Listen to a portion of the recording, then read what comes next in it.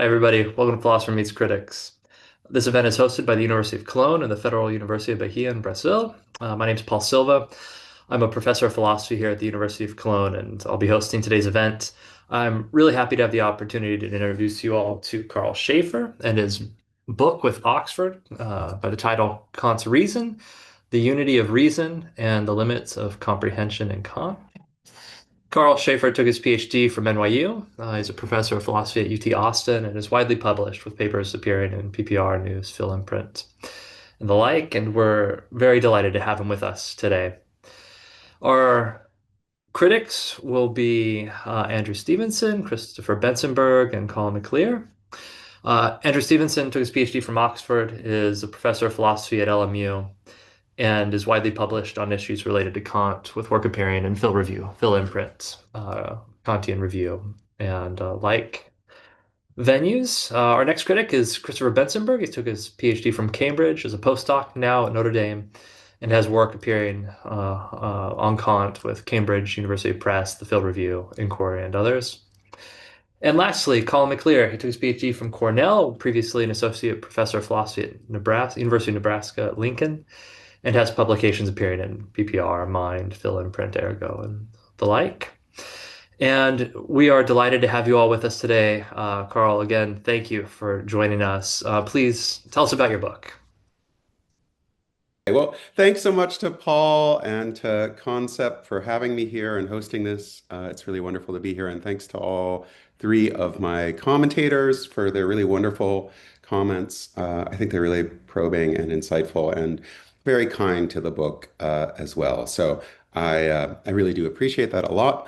I'm going to just sort of try to run through some of the main themes of the project in a very brief way. Now, I'm just going to share some notes I have that are more or less just the script of uh, what I'm going to say. We'll see how that works. I find that that's helpful for these kinds of contexts to just more or less have the text in front of you because I at least find it very hard to focus on Zoom at times. And so it's nice just to have that there.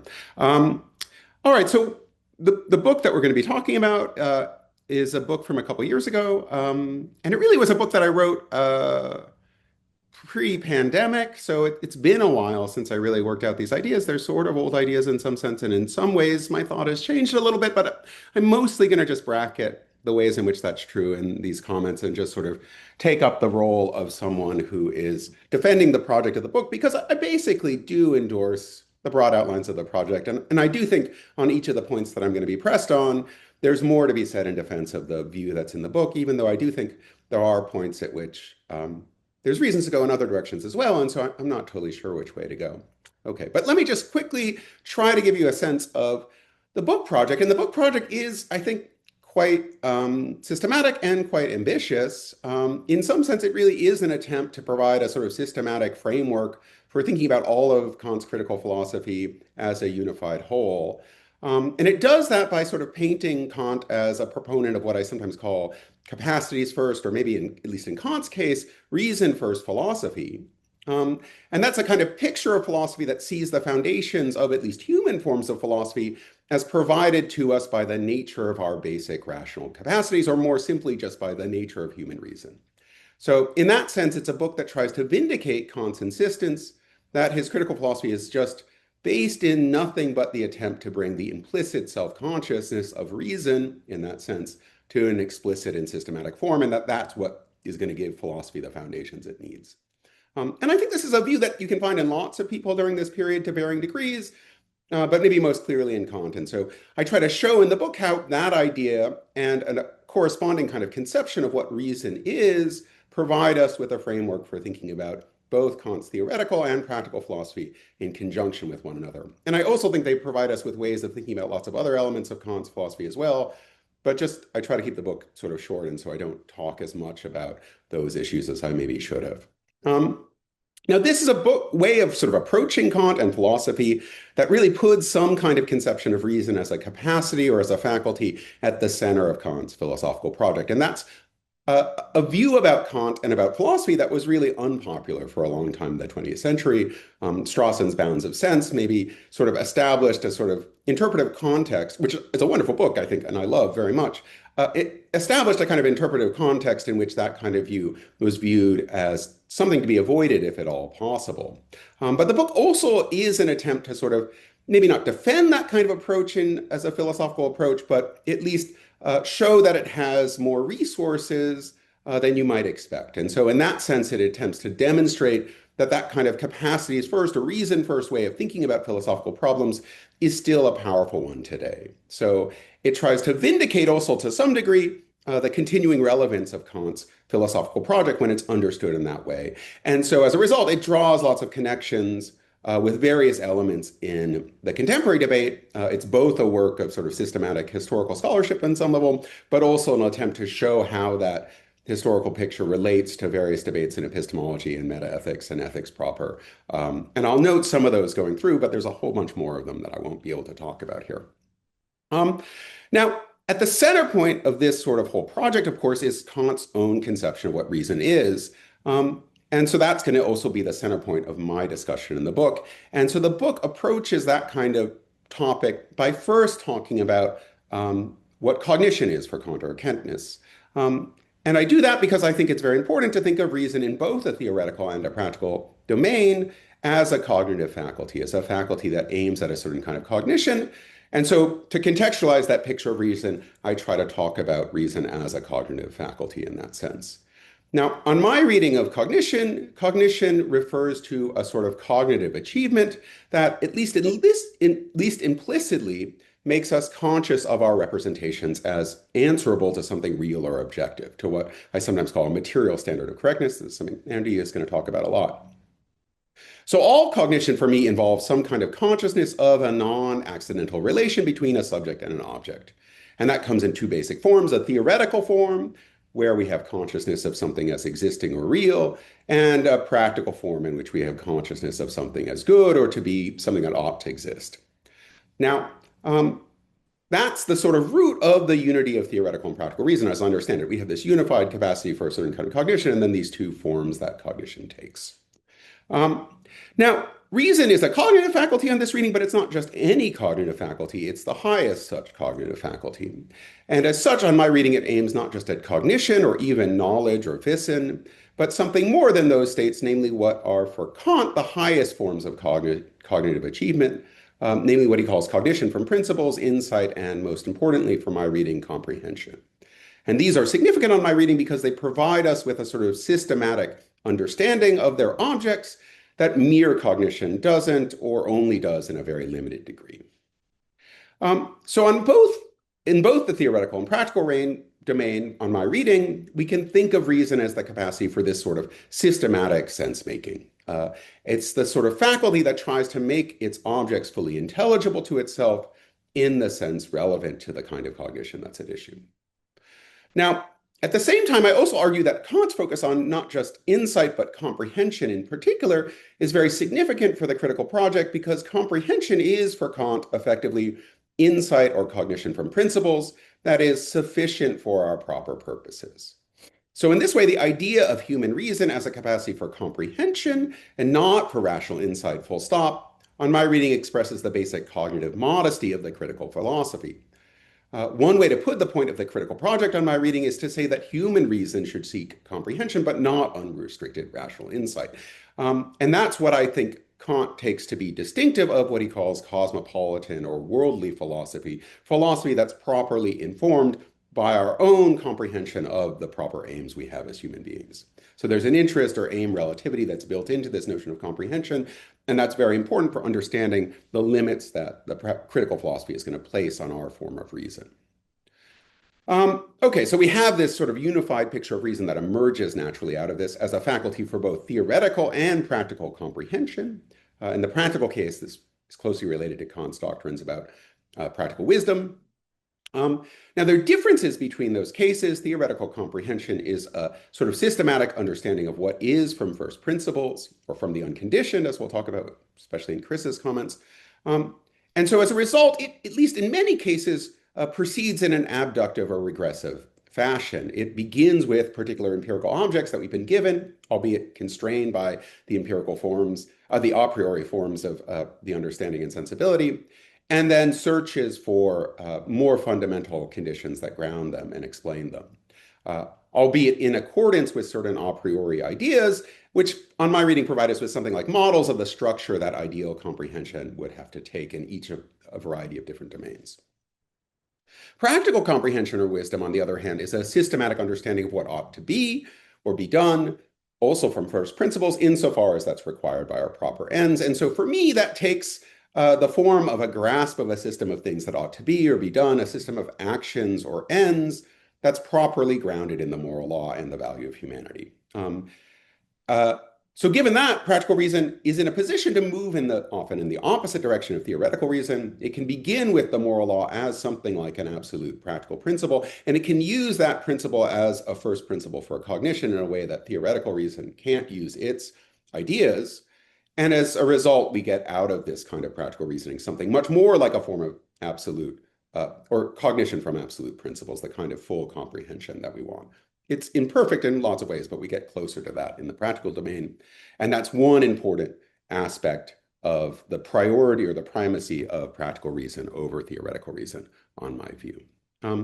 Another aspect of the primacy that Kant attaches to practical reason is built into this notion of comprehension. So comprehension, again, is end or purpose relative, and that is going to place all of reason's activities, both theoretical or practical, under the governance of practical reason, because that's the faculty that ultimately determines our proper ends for Kant. So ultimately, even theoretical comprehension's own standards and interests are going to refer to ends that are subject to practical reason's governance. And that's going to mean that the scope of theoretical reason's proper activities is going to be determined in part by practical reason. Again, the proper extent of that activity is going to be determined by practical reason, even though the correctness is not. Okay. Now, it's important to stress that there's sort of this primacy on that view of the practical over the theoretical, but nonetheless, the book is very strongly opposed to readings of Kant on reason that would try to reduce one form of reason to the other, or to take the primacy, say, of the practical as the root of the unity of reason. So it's a unity first kind of reading of the unity of reason as opposed to what I call a primacy first reading. It's not a reading that takes the primacy of the practical to be what explains the unity. Instead, it explains the primacy of the practical in terms of a prior unity. And it's important on my reading that reason is fundamentally for Kant a faculty that has, in some very deep sense, co-equal uses in both the theoretical and the practical sphere, and that we understand the primacy as something that emerges out of the nature of that kind of faculty as opposed to something that grounds the unity of that faculty. Okay, so in the remaining chapters of the book, I try to make use of this framework to systematize lots of the formulas and principles that Kant associates with reason in both a theoretical and a practical context, and indeed to some degree in other contexts as well, although I don't go as far as I should in doing that in the book. Now, again, to do so, we have to recognize that comprehension, like all forms of consciousness, all forms of cognition, involves a consciousness by the subject of a representation between them and an object. So that gives us three basic perspectives: formal or subject-focused, material or object-focused, and relational or systematic, that we can use to characterize any cognitive faculty. And then I show how those various perspectives that emerge organically out of the idea of reason as this kind of cognitive faculty provide us with a framework to organize much of what Kant says about the different formulations of the activity of reason that he provides in these different contexts. How long have I been talking, Paul? 10 minutes. You're doing fine. 10 minutes. Okay, I'm doing I'll fine. throw up a hand when Okay, sounds great. if there's any. So in accordance with this, I organize a bunch of these principles here. Probably the most interesting thing about this, we'll talk about the supreme principle a lot with Chris's comments and my replies to them. One thing to highlight here is that I also try to sort of give an account of the unity of the different formulations of the moral law using this framework, and try to explain why, if we think about practical reason as a capacity for practical uh, cognition in this sense, or comprehension in this sense, that idea of such a capacity will naturally give rise to these different formulations. And so we can see the unity of those different formulations through thinking about them as different kinds of principles that guide the activity of a faculty that has this basic structure. Um, but I also say things about the maximus of common understanding and so forth here. Okay. All right. Now, maybe since I have a little bit of time, I'm just going to run through some of the sort of implications that I try to draw out of this basic framework. So as Andy is going to discuss, I argue that Kant's conception of cognition commits him to a variety of important and, in many ways, proto-Hegelian claims, including a version of what's often called the taking condition on reasoning or other rational activities. So this, I claim, is crucial to understanding the way in which Kant connects rationality and self-consciousness. Reason can only be a cognitive capacity in Kant's sense if it's also the capacity for a certain sort of self-consciousness. And that gives it its own internal teleology, which is driven by its own self-understanding, its own understanding of its own internal principles. And so that I think is a moment where Kant really is foreshadowing stuff that, say, Hegel talks about in the introduction to the Phenomenology of Spirit, where he sets up this kind of notion of immanent critique that emerges out of the nature of, attempts at knowledge themselves. I think something like that idea is already active in Kant's basic conception of cognition, and it's very important, although it appears in a less radical form, as an engine that fuels a lot of what Kant's discussion is interested in. Now, one way in which this takes a form, this is both this sort of self-consciousness that reason has to have of itself, on my reading, has to have a descriptive and a normative aspect, at least for finite creatures like us who are imperfect. And the latter of those provides, on my reading, the foundation of Kant's distinctive form of what we might call rational constitutivism. This is a view about the normative domain that grounds the norms that apply to me as a rational being in how my rational capacities necessarily present themselves to themselves in virtue of that rationality. So the result in metaethics is what I sometimes now call an idealist but not anti-realist kind of constitutivism. It's a kind of view that sees normativity or reasons as grounded in the nature of a certain kind of practical intelligibility, and sees the nature of reasons as constrained by the constraints on that kind of practical intelligibility in a systematic way, because the essence of, say, what it is to be a reason is to be the proper object of a certain kind of rational cognition from a practical point of view. Nonetheless, it's not a sort of constructivist view insofar as it takes the fundamental principles that structure that activity to not be constructed in any way. They're just built into the structure of the kind of practical intelligibility that reason's seeking here. So that's one aspect of this sort of capacities first reading that's particularly relevant for a meta-ethical context. But I also argue that a similar kind of way of thinking about these questions is very helpful for thinking about Kant's transcendental idealism as well. And there, I think one thing that's important to me is a reading of transcendental idealism that really emphasizes the relative metaphysical neutrality of transcendental idealism, at least from a theoretical point of view. And that's sort of something that comes out of the capacities first reading, insofar as the capacities first reading is sort of dedicated to the idea that Colin's going to talk about of a certain kind of metaphysical flexibility with respect to the substances that realize the capacities that we're talking about. The thing that's really fixed in our discussion for the capacities first philosopher are the capacities and their activities.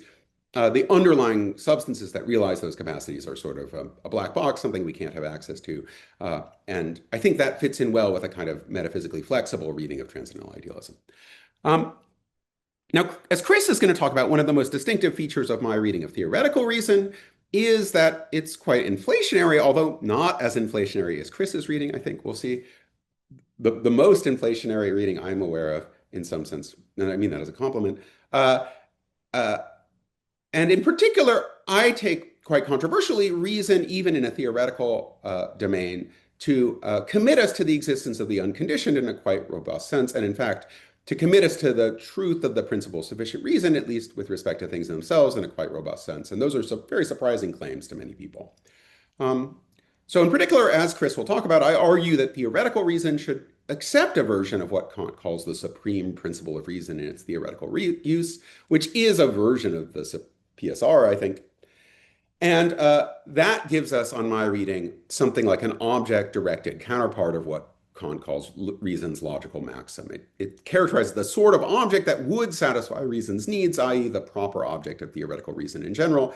And I claim that at least theoretical reason is committed to a certain kind of belief in the existence of that kind of unconditioned object, uh, albeit on what I argue are subjectively sufficient grounds, although Chris is going to press me on that. So even though, so that's one sense in which my Kant is much friendlier to the PSR than the Kant you might be familiar with. He's someone who actually does think the PSR has a positive role to play, and even a quite metaphysical role in some sense, in theoretical reason. It's just that it can't play the role of a first principle for systematic cognition that many rationalist philosophers assign to it. And that's really the important point for me. Now, it's nonetheless true that there is this important limitation on the theoretical sphere. That ultimately, the thing that theoretical reason really wants the PSR to do, to serve as such a first principle for comprehension or insight into the nature of things themselves, it can't use it for that purpose. And so in that sense, I'm totally in agreement with the traditional reading. And I think it's very significant that on that score, practical reason can go further than theoretical reason can. So in my reading, the supreme principle of practical reason is the moral law, at least for us. And that expresses in a very clear way something like the same principle that the supreme principle does, albeit in these different guises, because it takes on all these different guises because the faculty that it characterizes takes on all these different guises. It sort of characterizes what a system of ends would or actions would have to be like in order to be a fitting or proper object of ideal practical wisdom or comprehension. And crucially, in the practical case, reason is able to use this principle, at least when everything works out, to be a first principle for something like practical cognition or action. So when I act from the moral law, I get, at least on a limited scope, the very thing that reason's trying to seek. I understand something as the thing that I ought to do out of an appreciation of how it fits into this systematic framework. And that's precisely the kind of thing that reason's hungering after in both the theoretical and the practical domain. And so that's a sense in which practical reason is much better placed on this reading than theoretical reason to achieve its ends. In particular, it means that in Kant's account of the highest good is the place that we find reason's drive for complete comprehension most fully satisfied on this reading of Kant. And I sort of argue that the various formulations of the moral law can be seen as following naturally out of this account. And in particular, one point I make, which is important to the capacity's first kind of line of argument, is that we can really see the equivalence of the different formulations of the moral law most clearly if we think about those as principles of a faculty for action and cognition of the sort that I describe. So there is a sense in which they're equivalent, but the equivalence runs through the idea that they're expressions of the principle of a rational the principle of practical reason as such a capacity. And so it's not just that we can just write them on the board and see that they entail each other in isolation from that idea. It's rather treating them as principles of such a capacity, we can see that they must be equivalent in that context. And I think that resolves a lot of interpretive questions that people have about the relationship between the formulas, and it's a really elegant expression of the significance of thinking about capacities is really central to what Kant's up to. I also talk about empty formalism, which, as I sort of touch on this in my reply to Colin, I think I take that to be more of like a task to be accomplished than an objection.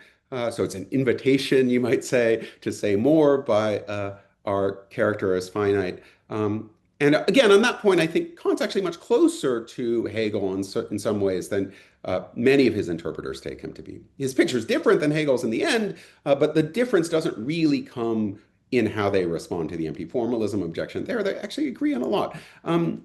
There are disagreements there, of course, but there's more agreement than you might expect.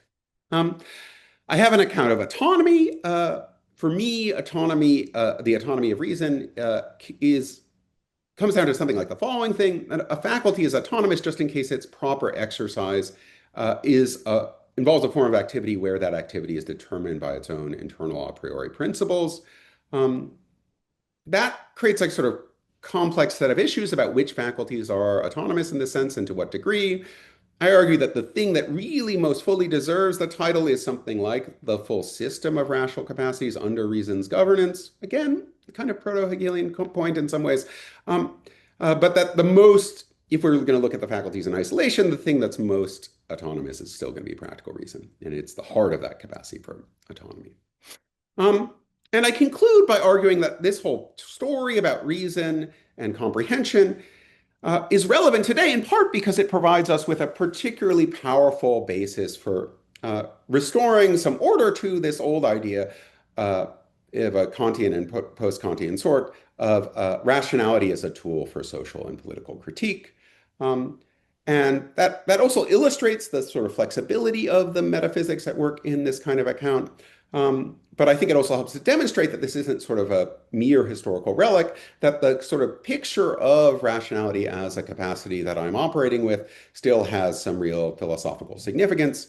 And the heart of that conception of social critique is roughly the idea that social practices have to be thought of as attempts of realizing some kind of form of shared practical understanding of the sort that is at issue in my conception of reason as a capacity. And so that provides us with an immanent standard to critique those social or political institutions insofar as they fail to live up to the demands that that kind of conception of practical intelligibility places on them as attempts at this kind of shared practical understanding.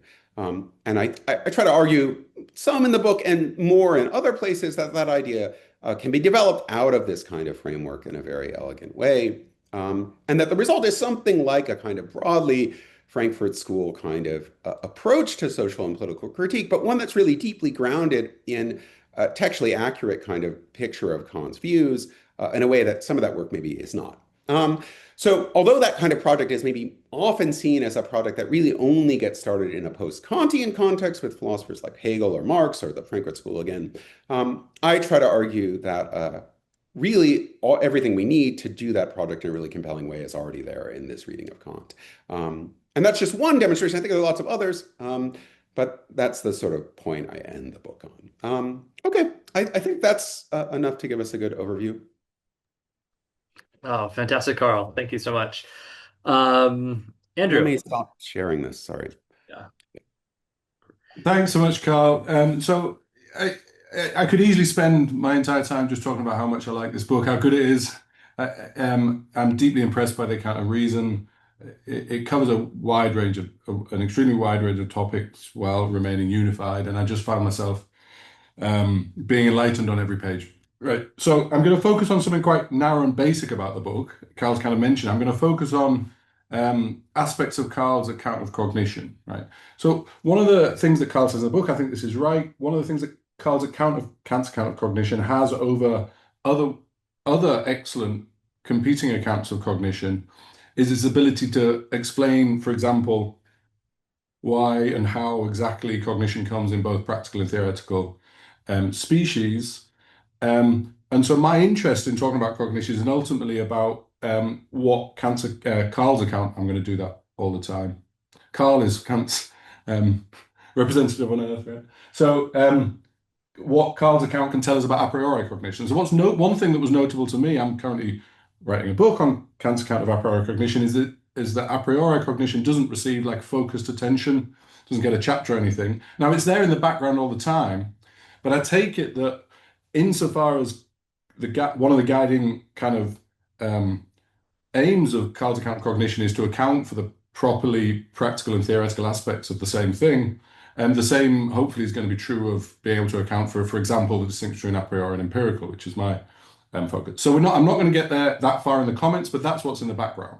What I'm going to talk about in the comments are just a couple of striking ways in which it seems to me that Kant's account of cognition, according to Karl, is internalist in the broadest sense. So I'll specify what I mean.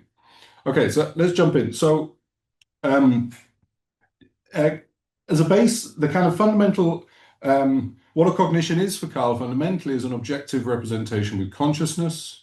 That's one way to put the fundamental picture, where an objective representation is a representation with these material standard of correctness. So what's a material standard of correctness? I'll just give a super quick and rough gloss.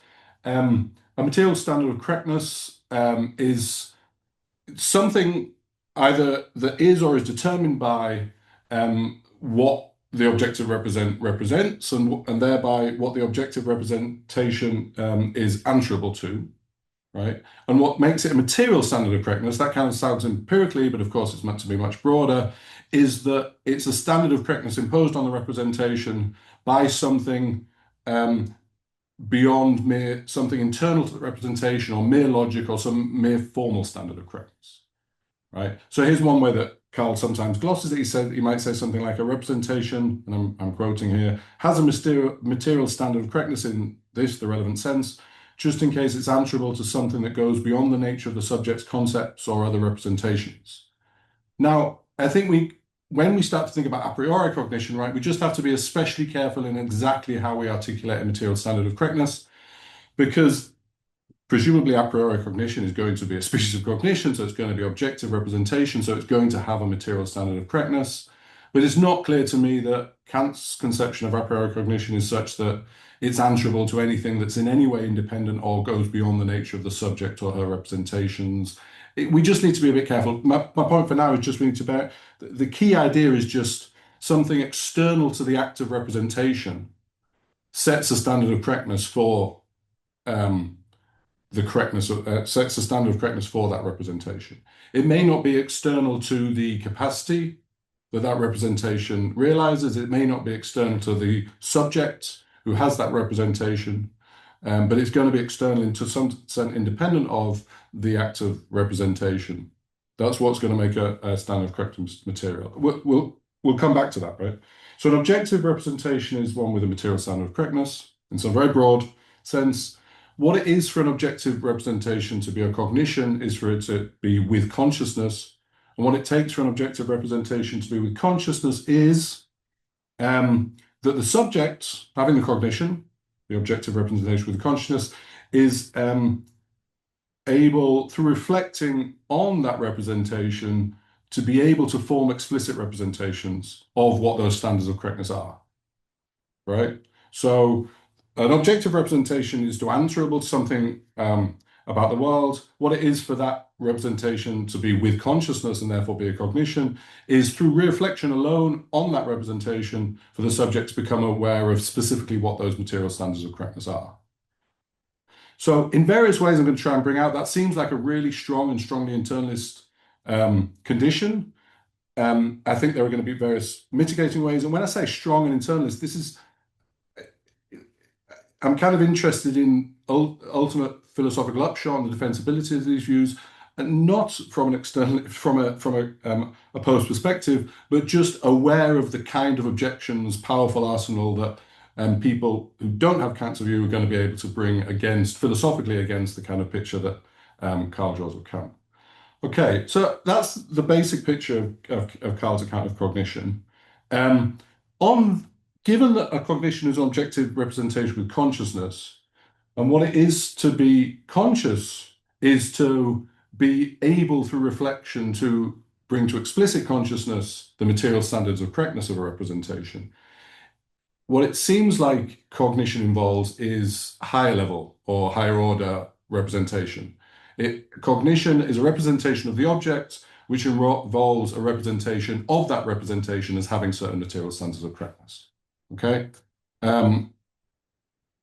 Now, immediately, Karl kind of points this out in the book, and he immediately kind of says, well, look, it's not clear whether we should think of this higher order representational aspect of cognition as itself like a numerically distinct act of cognition. Okay. And one question I have for Karl is just, why not? On the one hand, I'm very much sympathetic with things that Karl says, and I'll read out a little bit in a minute. On the other hand, it looks like a distinct representation, right? The first order representation of the object and the consciousness we have of the material standards of correctness of that first order representation, they look like they have different properties. They look like they have different modal profiles. In particular, they look like they have different objects, right? So you've got first order representation of the object, and then you've got a representation of that representation having a certain property, namely these specific material standards of correctness. And so that just looks like it's a higher order representation. So insofar as it's higher order, it's got a different object, and therefore it seems like a numerically distinct representation. Now, what Karl says about this, I really like. I've lost my pages already. Something like this must be right? But what we're talking about must be right. So what Karl says is that, look, Kant's considered view seems to be that this conscious representation, they're sometimes partially constituted by how those very representations represent themselves. So it's not as though there's a distinct representation, it's that there's a single representation both representing the object and representing themselves. Another way to put it is that a certain type of representation has a distinctive form, namely, it's a form that enables the representation to represent itself and the object to the subject. Right. So I think something like this got to be right.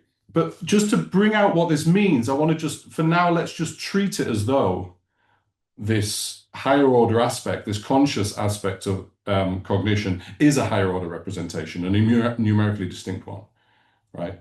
Now, one reason for that is just just on its own, it's hard to know what it means for a representation to represent an object and itself. That looks either as it involves one representation performing two acts of representing, right? And it may be that nothing hangs on how we individuate representations or acts of representation. They may come apart, right? The picture might be that there's a single, what it is to represent an object to a subject is for a representation to represent itself, right? That's a picture on which there's not two representations here, right? But that's also a picture on which there's a danger that the object that's being represented kind of drops out of view. Now, Kant certainly says things that point in this direction. What it is for us to represent an object is just for representations to represent themselves in certain ways, right? Anyway, so to try and explore some of these views, let's just treat it as though the consciousness involved in cognition is higher order representation. Kant talks in this way in a bunch of contexts, and he talks about this about judgment, consciousness, cognition. He often just characterizes it as higher order representation. And he's also often just happy to reify forms of representation as themselves representation. And it's not as this is ruled out. So let's just treat it like that. If the higher order representation involved in the consciousness of first order representation, that is cognition, if we treat that as representation, we can ask what kind of representation is it, right? And what I want to suggest is it looks like it is itself objective representation, okay? So a first order representation, let's say of some object O as being F, is answerable to whether or not A is F, right? A higher order representation of that representation looks answerable to something outside itself in the relevant sense, namely it looks answerable to whether or not there is or how that things are with the first order representation. So given the broadness of the notion of a material standard of correctness, it looks like the higher order representation involved in the consciousness of cognition is itself an objective representation. It's got a material standard of correctness. And it looks like those material standards of correctness are kind of very closely related to the material standards of correctness of the first order representation, but maybe distinct from them, right? That's just what it is for the two representations, first and higher order, to have different objects, right? To have different material standards of correctness. Okay, so far we've got the idea that cognition as objective representation with consciousness implies having objective representation of objective representation. Now we can ask, is that higher order objective representation itself with consciousness? So you see where I'm going. And the answer, I take it, is going to be yes. Remember, what it takes for a representation to be with consciousness here, it's really just an implicit state. It's for the subject who has the representation with consciousness to be able to bring to explicit consciousness, assuming nothing external interferes or whatever, merely through reflection, the material standards of correctness of their first order objective representation. And the basic thought behind thinking that the higher order representation better also be with consciousness is that if through reflection alone I can become explicitly aware of the material standards of correctness of my first order representation, then given the connection between the first and the higher order representation, what's going to stop me from being able to come through reflection alone explicitly conscious of the material standards of correctness of the higher order representation? So if all that's right, and it's a bit garbled because it's about orders, so it's always a bit complicated to follow verbally. I should have produced a handout. The idea is that on Karl's picture, Kant's account of cognition is one on which cognition entails cognition of cognition, right? So objective representation with consciousness brings with it higher order objective representation with consciousness of that first order objective representation. Okay, so what does that remind people of? Karl has done as much as anyone to defend and articulate and show us why Kantian cognition is not to be straightforwardly identified with the notion of knowledge that's often studied in contemporary epistemology, but nonetheless, it's not a million miles away. in various ways it might be knowledge, it's certainly related to knowledge. So this looks like a kind of KK principle, but not really that. To me, it looks like a kind of luminosity principle. So in particular, it seems to me that on Karl's picture of Kant, and again, I think this might be right of Kant, and I think it might be right philosophically, I just want to bring it out. Cognition is luminous, in Williamson's sense, very roughly, where having a particular cognition, being in the condition of having some particular cognition C, in principle means that the subject in that condition is able to know that they're in that condition of having that particular cognition of C. So that's what it would be for the state of the condition of first order cognition to be luminous. It's in principle knowable by the subject in that condition that they're in that condition.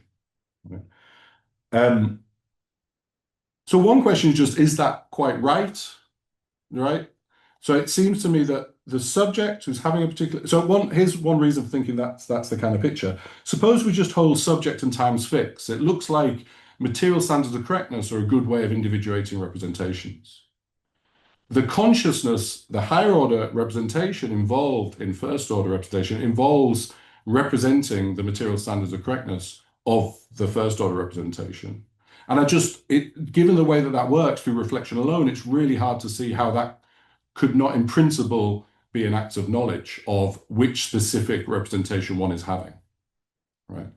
In which case it just looks like it's luminous. Now, why is this interesting? I mean, it's kind of internalistic in spirit. I mean, the basic idea is, if on Karl's picture of Kant, material standards of correctness are in principle available to the subject, and only internal stuff is in principle available to the subject.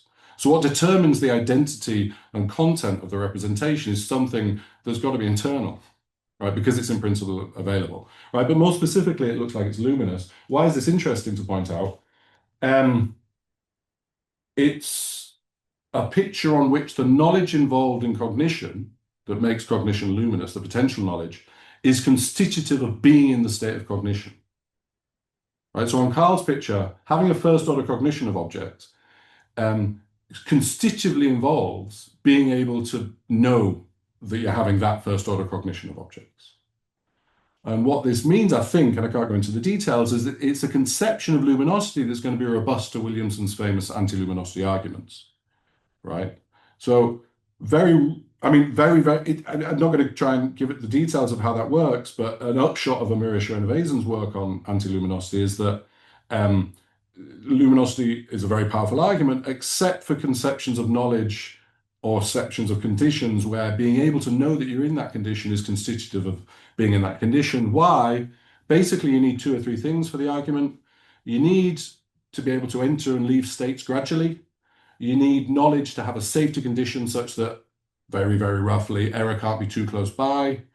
And then you appeal to the kind of inevitable slip, given that you can enter in states gradually, and given things like our discriminatory capacities, they're such that it's never going to be in principle possible to know that you're in a kind of state, because there are always going to be these borderline cases where that's not the case. But on constitutive accounts, there's no possible slip between being in the state and being able to know that you're in the state, because being able to know that you're in the state is constitutive of the state. So as it were, the margin for error principle, or the safety condition of knowledge, gets trivially satisfied for knowledge which is constitutive, for knowledge where the possibility of knowledge is constitutive of being in that state. So that's just kind of interesting, right? But really, again, so that's just interesting. It looks like there's a form of internalism or picture of knowledge that's robust to the kind of very famous anti-luminosity worries. But deeper than that, why is that interesting, apart from being able to rebut this kind of argument? What this suggests is that even if I'm right that on Karl's picture, cognition entails cognition of cognition, that higher order cognition might be really fundamentally different in kind to the first order cognition. The first order cognition isn't itself constitutive of the thing of which it's cognition of, right? On the face of it, so it depends on how you treat the idealism, right? But for many readers of Kant, cognizing an object is not constitutive of the object being in that state. That's, if you're not going to hold that, it's not clear to what extent you deserve to be called a realist. So that's just one. On the other hand, the cognition you have of cognition is constitutive of being in the state of cognition. That's one way of articulating the idea that So the way I've talked about in previous work, and it's there in the work of people like Patricia Kitcher to a certain extent, Rödel to a certain extent, is that on this kind of internal speech, the Kantian one, where cognition and knowledge are luminous and there are KK principles, the iterated operators don't refer to the same thing at all. Right? So as Williamson might put it, our receptive knowledge of the world is a cognitive achievement. The reflective self-knowledge we have of the fact that we're receptively knowing is no cognitive achievement beyond that involved in the original cognitive achievement. Right? And I just think that's philosophically important for all sorts of ways. Okay, good. I take it, Paul, and that's all I want to point out really. And my questions for Carla is that's right. It seems like, so one of the premises in that reasoning that I articulated there was that on Karl's account of Kant, the subject cognizing has to be able to have access to all of the material standards of correctness of a cognition. Maybe Karl's kind of conception of cognition where it admits of degrees means that premise is false, you know? And I'm really interested in the formal and otherwise upshots of this idea that cognition isn't a propositional attitude, it's not a that, it doesn't say that clauses, it's not cognition of objects. And one of the crucial structural features about knowledge of is it comes in degrees in a way that knowledge that doesn't. So anyway, so my question for Karl is, where have I gone wrong, or if I'm right, have you got anything to say about that? Just very quickly, Paul, have I run out of time already? Um, kind of.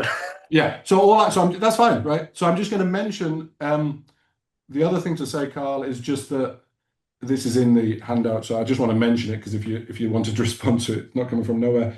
This, I think I've already mentioned it. The idea that material standards of correctness are in principle available makes it sound like the cognition has exclusively narrow content, right, which is strongly internalist in ways that you seem to deny in the book. So I wasn't sure about that. Okay, I'll stop there. Thanks so much for the book. Thanks for the opportunity to comment on it. Andrew, thanks so much. Karl, your responses. Sorry. Hey, yeah. So thanks so much. I think, I mean, I could make this very short because I think to a very substantial degree, I'm happy to go along with you on the whole journey you just took us on. And I think you're unpacking things that are very much in the spirit of the book's reading. I guess I'm going to maybe expand on a few of them, but also suggest some reasons why I'm less sure about each of this or some of the steps in what the story you're taking than you seem to be. But that's really not because I'm sure that I would want to go in a different way. It's just because, well, I'm just less sure probably than many people about many things. So, but especially with some of these issues, which I think are really hard, and maybe I will try to. I wrote out some notes, but I wrote them out very quickly, and who knows if they're actually on target, but I'll share them because that's what I did last time. So here are some. Okay, so I've already thanked all of you, so I'm not going to say all that stuff. I do think one thing that's maybe worth noting, though, and this is sort of sociologically kind of interesting at least, is that there's a lot of agreement about a lot of very controversial things in Kant interpretation that's operative behind all of the comments here. And so I think the comments in general sort of capture a certain moment of convergence among a lot of Kant scholars and convergence in a way that would have been very surprising, I think, to Kant scholars, say, 25 or 30 years ago. So I just think that's a salient thing to keep in mind is like, oh, at least from a historical perspective, this conversation itself is sort of interesting in the micro history of Kant scholarship. It expresses a kind of moment where there's a certain convergence. And I think one thing that's also true of a lot of the comments is that there's sort of this coming together of a certain kind of like metaphysically oriented analytic Kant scholarship, and then maybe more Pittsburgh or German kind of Kant scholarship, and seeing the connections between those two and that they're not necessarily in conflict with one another. And that's certainly one way to think about a lot of what's going on in my book too, is that it sort of expresses this kind of coming together of like NYU and Pittsburgh or something like that. Okay. And I think that's the spirit of Andy's comments as well. Okay. So there's a lot to say about what Andy talks about. And Andy touches on a bunch of issues that I don't say, well, some of them are just things I just chose not to say much about for no deep reason. I think the a priori thing is striking. I think it's largely just that I felt there was so much tackling these issues in a way that foregrounded that topic that I didn't want to like have to rehearse all of those debates. And so I sort of thought of myself as sort of getting into the topic in a way that didn't explicitly frame it in terms of questions about the a priori, because whenever I did that, I found myself quickly having to like fight a whole bunch of very old battles about different conceptions of the a priori and how to defend it. And so I just sort of thought I'll sidestep it. But I think you're right that there's a view about what the a priori is that's operative throughout the whole project, basically. And maybe even one thing that's sort of a low hanging piece of fruit, and I guess this is sort of what you're saying, is that there's sort of a way of bringing together a few different conceptions of the a priori and Kant that comes very naturally out of this sort of capacities first framework. And maybe I should have said that's like maybe a section that got too cut from the book, and that's regrettable. But anyway, there's many things I regret. That's fine. Anyway, so I'm going to try to touch on a bunch of the issues you talk about. Maybe the first thing I'll touch upon, which I think everything you say is totally fair, and I don't really have an objection to it, when you sort of try to argue that cognition must involve cognition of cognition or something like that. I think there's a sense in which that's true. I just want to flag that Kant is like very uncomfortable about exactly how to describe these kinds of higher order states and this kind of higher order self-awareness and exactly how to categorize it. And that comes up in your comments, basically. It's a weird kind of state to be in. I mean, clearly these aren't all just mere formal or analytic truths. There's contingent stuff there, so it looks like it better be something like cognition of cognition, but then there is this very intimate relationship between the thing you're cognizing, if we use that terminology, and the very cognition of it, which does seem to call into question the objectivity of the thing and that kind of cognition. I think Kant really isn't quite totally sure how to think about that. Not maybe, and again, I think to some degree, the uncertainty is terminological, like exactly how to use the words to categorize it is something that I think he goes back and forth on a little bit. So that's part of why I'm a little bit hesitant here. But I do think the important thing anyway is sort of exactly how we think about that kind of connection.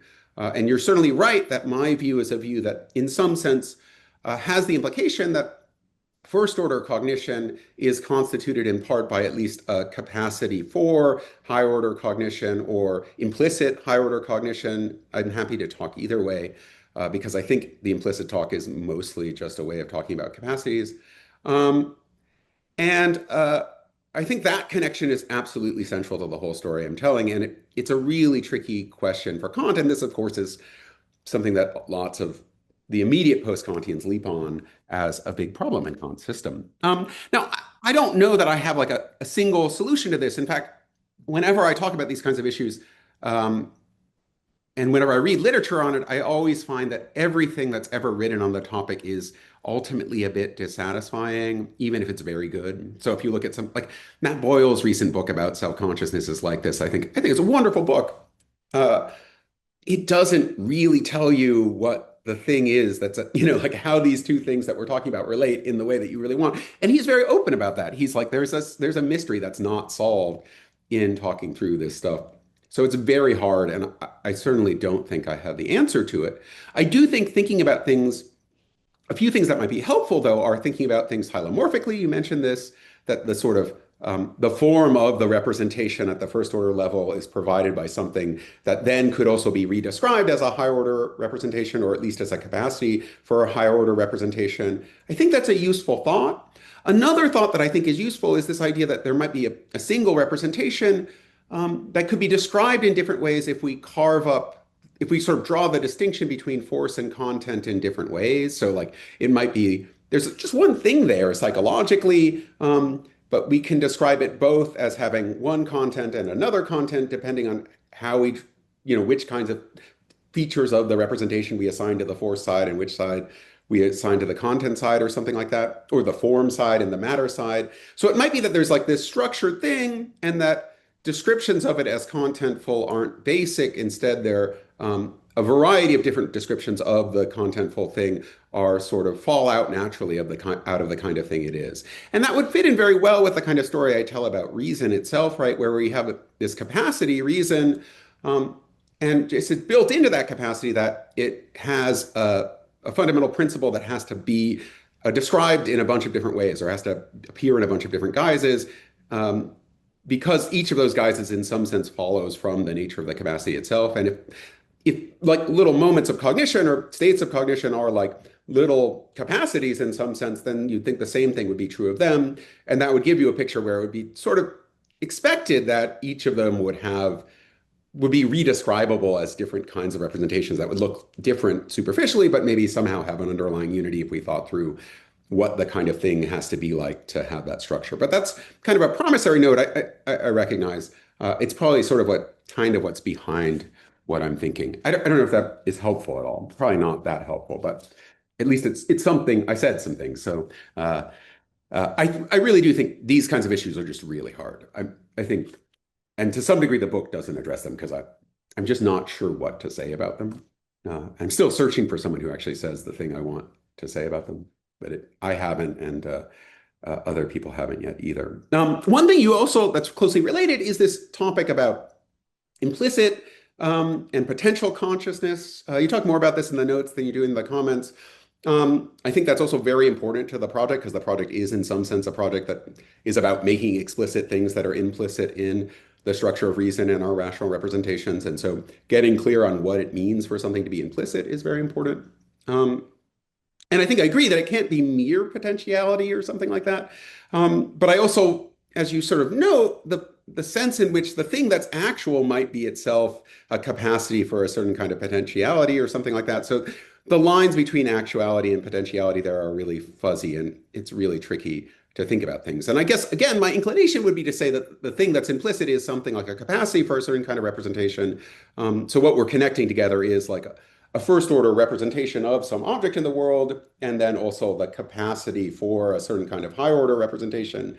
And the form of the first order representation is constitutively connected with that capacity in some way. So they have this intimate connection. But again, lots more to say about that. You pressed me on how internalist my view is in two ways. One sort of more pressing and one more sort of developing. I'm going to reverse the order and start with the second one that you didn't say that much about, which is probably the more in the spirit of an objection, I think, which is the Putnam-Burge style externalism about content stuff. And there, I think there is a real issue, and it really did worry me a bunch in developing the view. But I do think it's important just to flag that sort of the internalism I'm imposing isn't an internalism on all material standards of correctness across the board. It's only an internalism that applies to material standards of correctness with consciousness, right? So it's an internalism that applies to the kind of material standards that are constitutive of cognition, and those are always material standards with consciousness, not. And I guess my version of Kant is one where you can have at least a sense of material standards of correctness where they are not held with consciousness, and those kinds of standards would not be subject to this constraint, or at least not obviously subject to that constraint. So there's a sort of restriction of principles like the principle you have in your notes, strong, which is the sort of principle that seems to rule out Putnam-Burge style externalism about content, to that view as a view about material standards of correctness or content with consciousness in this sense. And I guess I think Putnam style or Burge style externalism is maybe not so plausible as a view about that topic. So once we restrict it in that way, and this is not light years away from the point that like Amia is making with respect to luminosity, once we focus on sort of that sort of kind of content, the kind of content that's held with consciousness, and it's written into it that it has that status, the internalism in question and the rejection of the Putnam-Burge view looks more plausible. Now, where that leads, the significance of that kind of externalism is an interesting question, I think. It might point to an argument that that kind of externalist content is less important for certain philosophical purposes than we might have thought. But it leaves open the topic, it leaves open the truth of that view as a view about content in the broader sense that's not necessarily held with consciousness. It's maybe kind of a McDowell-y kind of view, I guess. I don't know. So that's one thing to say is I don't think the view is like explicitly at odds with the Putnam-Burge view. It probably is at odds with what, say, Tyler Burge thinks, which is probably that even if we restrict ourselves to material standards of correctness with consciousness, externalism about them is true. But there, I think it's much less clear that any of the examples and arguments he gives establishes the conclusion he wants. So maybe there, Kant's on better ground to sort of push back. Um, and maybe we don't want to follow Burge on that particular point. Okay. The other issue that you bring up is this question about luminosity. I think it's really interesting. I really like what you say. I really like the way you're connecting this stuff up with Amiya's work. That seems really fruitful to me, actually. And I hadn't thought about that connection in the way that you describe it. So that's just nice to hear. Um, my standard first response to like these Williamsonian points has been always to sort of insist that what I'm really interested in at the end of the day is a connection between two capacities, and that connections between capacities of the relevant sort doesn't necessarily get undermined by margin of error considerations in the way that connections between individual pieces of knowledge do, because there's lots of leeway built into the notion of a capacity itself. And so anyway, that's a lot more to say about that, but I think that's basically right. And that might sound like a more concessive response than the one you want me to give, but I think it's not so far off from the one you want me to give, because if we think that the higher order representation or higher order cognition that's present in these cases, maybe I'll just scroll down so we get to the right part of this, is itself a capacity for a certain kind of explicit representation, then what we're really connecting together or saying is constitutive of the first order cognition is a capacity of some sort.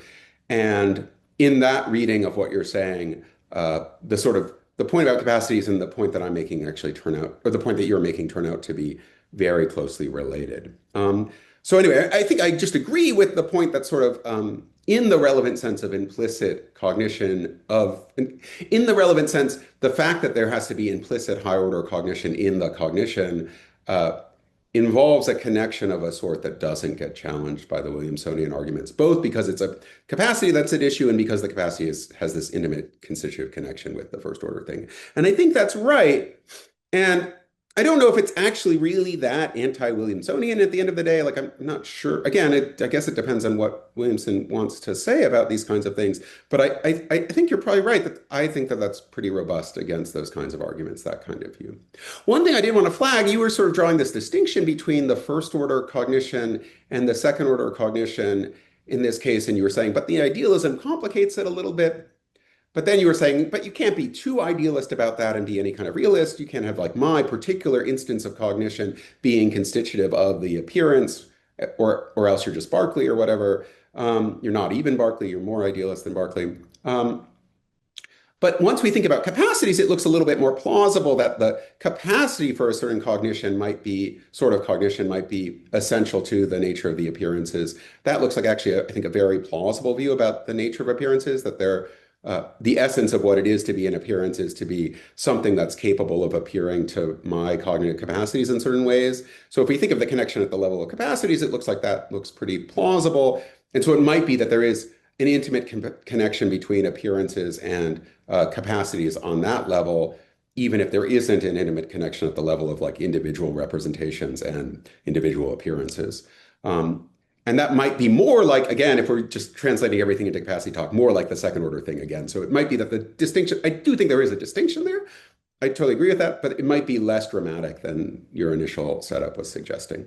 Okay, I think that's enough. I had something else that I was going to do some like meta philosophical ruminations, but I'm going to take my own advice there and not talk about that. But thanks again, Andy. Those were really wonderful, and I really appreciate the time you put into thinking about it. Created this whilst Karl was summarizing his book, so it's a bit haphazard, but I realized that some of the definitions might be good for everyone to see, to follow along. So yeah, as Andy already said, like there are so many things to like about Karl's book, so I can't possibly go through all of them, but here just like a very incomplete list. Like I think the faculty constitutivism that Karl pushes gets something fundamentally right about Kant. I like the account of reason as a faculty of comprehension. I find this just very promising also to think about the unity of theoretical and practical reason. But the thing I perhaps like the most is Karl's proposal that sort of a version of the principle of sufficient reason survives the hellfire of the dialectic and can be held as sort of an article of what Kant would call doctrinal belief, and I'll say more about what that is in a second. I think that's exactly right, though of course the devil is as so often in the details. And so my comments will be focusing on this part in Karl's book, which basically is developed in chapter 5. I'll be sort of picking it apart and seeing like how one could tweak it. Now, the locus classicus for this version of the supreme principle, so the version of the principle of sufficient reason, which like in the Kant scholarship has been called the supreme principle, is the so-called transition passage, which we find in the introduction to the transcendental dialectic. So I put this on the slide here so we all know what that passage says. I mean, probably all know this by heart, but just to read it out, the proper principle of reason in general in its logical use is to find the unconditioned for conditioned cognitions of the understanding with which its unity will be completed.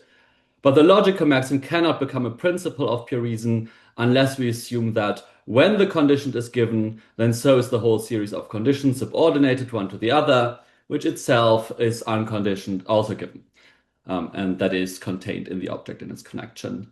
Now, what we see is that in this transition passage, there are two principles. The first, the logical maxim, and then the second, which is commonly called the supreme principle, where somehow we transition from the one principle to the other. Just to have like, as a first approximation, Karl's statement of the logical maxim. Now I need to see if okay, I think I have to click on the actual buttons here to move through the slides.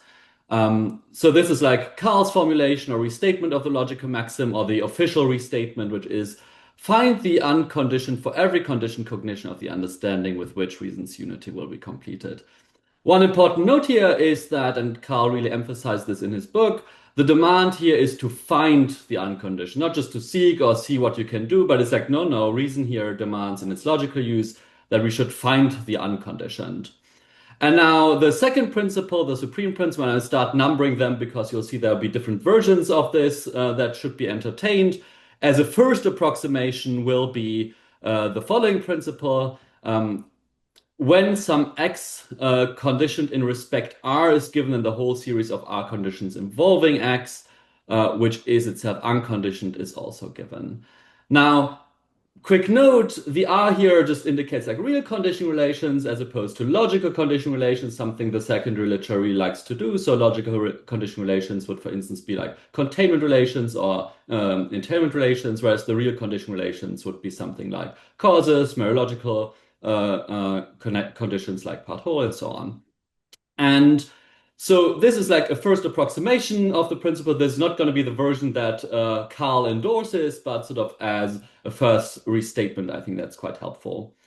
Now, one thing to note here is that there have been many readings of this transition passage over the past 2 decades, perhaps like started with Greer's influential commentary on transcendental illusion, or Kant's account of transcendental illusion. And all these readings can be organized by how bullish they are about the supreme principle. So the conservative readings, like Greer's reading, but also more recently that of Ian Proops, would want to say that this transition passage just really captures a big cognitive fuck up on the side of reason, where the logical maxim, that's a totally fine principle, it articulates a perfectly fine demand, but then we just, either through one big mistake or many small mistakes that add up, think that we have good grounds to hold the supreme principle as true. And clearly some version of the supreme principle should be a bad boy insofar as that generates the antinomies and leads to contradiction later on in the dialectic. So there the idea is, let's not like get anywhere near close to the supreme principle. This is just known to be false, unjustified, and sort of summarizes everything wrong about rationalist metaphysics. Now, more recently, Markus Wilczek proposed what one might call a moderate reading of the transition passage, where we might hold the supreme principle, like at least in a regulative version, as heuristic or like in a very weak way, where it's not quite clear what exactly is involved in this, but it's like not a full-throated, like here we have clear justification for that principle kind of reading. I'm not going to bother too much with Wilczek's reading, but instead move on to Karl's reading, which one might call a liberal reading, where Karl suggests that actually we do have very good grounds to hold a version of the supreme principle as true. And now, if Karl's reading is correct, that would of course be super interesting and exciting, because all of a sudden we get this extremely substantive principle of rationalist metaphysics in perhaps like a critically enlightened way, sort of back into Kant's system and might be doing fun stuff with it. And so Karl, like very thankfully, summarizes his reading like in just a few sentences, which I also have on the slide. So here's, I take it, the essence of Karl's reading or the Karl's proposal, where he writes the logical maxim in full form instructs theoretical reason to find the unconditioned for every condition cognition of the understanding. But of course, it is only possible to find something if it exists. Thus, it is only possible for theoretical reason to do what the logical maxim demands if the unconditioned for every condition cognition of the understanding exists. Accordingly, the logical maxim can be valid for theoretical reason in general only if theoretical reason is also entitled to treat reality as having the structure the supreme principle claims it does. For otherwise, by imposing such goals upon us, reason would in some sense be in contradiction with itself. And so I take it that really like summarize the spirit of Karl's proposal, and stated in these general terms, I'm fully on board. So the thought is the logical maxim specifies a certain demand that reason puts on us to find the unconditioned. Now, there might be some vague ought implies can considerations in the background, but we can only find the unconditioned if it exists. So that I take to be on a very high level what the proposal is. Now, there are many ways to fine-tune this. There are a lot of details about the transition passage, like lots of degrees of freedom, which I'm not going to bother with, but instead just like focus on the details of Karl's proposal.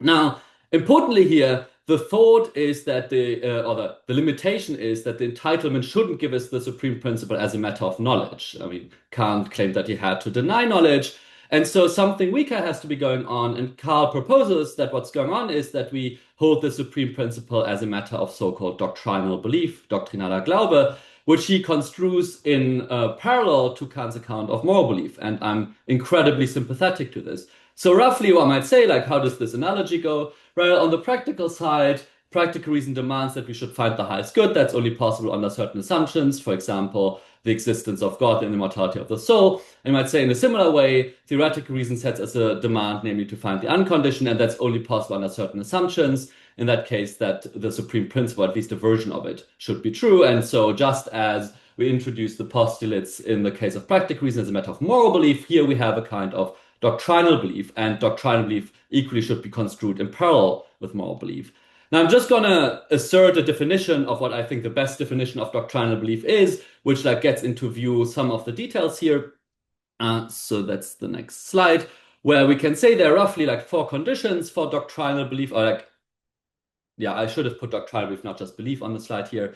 So the thought is that first, like for an assent to count as a doctrinal belief, we must be sure that the grounds we have for the assent are not objectively sufficient for P or for not P, meaning neither do we know that the article of doctrinal belief is true, nor do we know it to be false. In some sense, we can't have faith in the cases where we have knowledge either in the proposition or its opposite.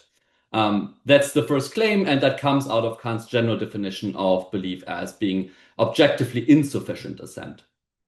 But importantly, that doesn't just mean it's like faith is like a wishful thinking or anything, but instead we need some kind of practical justification, which has some roughly like means-end structure, where in the case of doctrinal belief, there's theoretical reason, which sets a particular end for us, like specifically the one that's articulated in the logical maxim, to find the unconditioned condition. And then the thought is that we can only realize this end under the assumption that P. And so insofar as this assumption that P is hypothetically necessary to realize the end, we have some kind of practical warrant for it, even if it's not evidentially justified, at least not sufficiently evidentially justified. And now Karl notes that, okay, if we want to have the supreme principle as an article of doctrinal belief on that definition, we can't have sort of this first approximation version of the supreme principle, because that is just known to be false because it generates the antinomies, for one. So the antinomies would be a big reductio ad absurdum to that principle, but also because Kant just states that, you know, we can't have all the conditions given at once, especially the real conditions obtaining between appearances, because we go through a successive synthesis instead. So those are reasons why we actually know that the first version of the supreme principle is false. So Karl then proposes a slightly tweaked version of the supreme principle, where instead of having a single sequence where we start from something conditioned to all of its condition, we have like what I would call a dual sequence principle, which he states as follows. So again, start out with something, some object X that is conditioned in respect R. So if that's given, then either, again, the whole series of its R conditions involving X, which is have unconditioned, is also given, or, and now we get sort of the second part of the dual sequence principle, some other non-R conditions of X is given, which is sufficient to complete reason's unity. And so I take it that the second disjunct and the consequent of the principle is to ensure that we don't know that principle to be false. Now, I'm going to say a bit more about this in a second. Perhaps just as a general note, like I think the principle, and no offense here, is a bit ugly. So we should not judge it by its beauty, but we should judge it by its advantages, its philosophical advantages, what it can do, how it dovetails with a lot of other stuff. And I'd say it has like quite a few advantages, actually, some of which Karl doesn't really make explicit in the book, but nonetheless, it has these advantages. And so I just want to flag like two of these non-obvious advantages. I think I actually also have a slide for that. So first, it avoids reproducing the antinomies in the mode of doctrinal belief, right? So one worry is like, look, we know that the supreme principle somehow generates the antinomies. And so now if we don't have it as knowledge, but as doctrinal belief, don't we then just have the thesis and the antithesis again as doctrinal belief? Now that would be bad. In a way, we would have not gained anything by changing the epistemic register with which we hold the supreme principle. It's just the same mass again, just in a different voice. But on Karl's version of the principle, that doesn't happen because we cannot infer from something that is given as R condition that there should be this whole series of R conditions, because it could equally well be that there is the second option which obtains, namely that we have some non-R condition, which is sort of the condition of the given object. And I take it that Karl's proposal here is that the non-R conditions in particular could be grounds, things themselves as grounds of appearances. So we no longer are limiting ourselves to the real conditioning relations that obtain amongst appearances, but we sort of liberalizing the conditions under consideration. And all of a sudden now we do not know that the principle is false. And so thereby sort of at least satisfy the condition, I should say the first condition of also the second condition of the condition of doctrinal belief. At least that's what it seems like. Now, it also affords transcendental realism like a key role in the generation of the antinomies, because it would seem that transcendental realism is sort of this view on which we wouldn't be able to distinguish between the R and the non-R conditions, so between the conditions that hold between appearances and the conditions that hold between things themselves and appearances, given that transcendental realists can't really distinguish between things in themselves and appearances. So in a way, the transcendental realists would just collapse these two disjuncts in the consequence into one sequence. And they would just say, look, it's just the whole series of conditions is given. That's one thing. And then the transcendental realists would moreover say that the subjective grounds that we have in the case of doctrinal belief, the practical justification, actually is a justification sufficient for knowledge. And here sort of the thought is that Kant and the transcendental realist agree that a version of the supreme principle only limited to things themselves is true. And now, of course, if we then identify things in themselves in appearances, then the principle holding for appearances would also be a matter of knowledge and known to be true. So in a way, then we have, if we have transcendental realism, we have like a content shift and the status shift that would get us to the bad version of the supreme principle that actually generates the antinomies. And so I think that's very cool. In a way, we have like a docile version of the supreme principle, it would seem, which we can hold as doctrinal belief, at least that's what Karl argues, which doesn't generate all the bad dialectical mishaps, and where we can understand how we get from the docile version to the bad version by plugging transcendental realism into this. And I think that's actually pretty neat, very clever, and just works out quite well. But I'm not quite happy with Karl's version, exactly because it also has some disadvantages, and I think Karl's version cannot be held as an article of doctrinal belief. And so here are two concerns.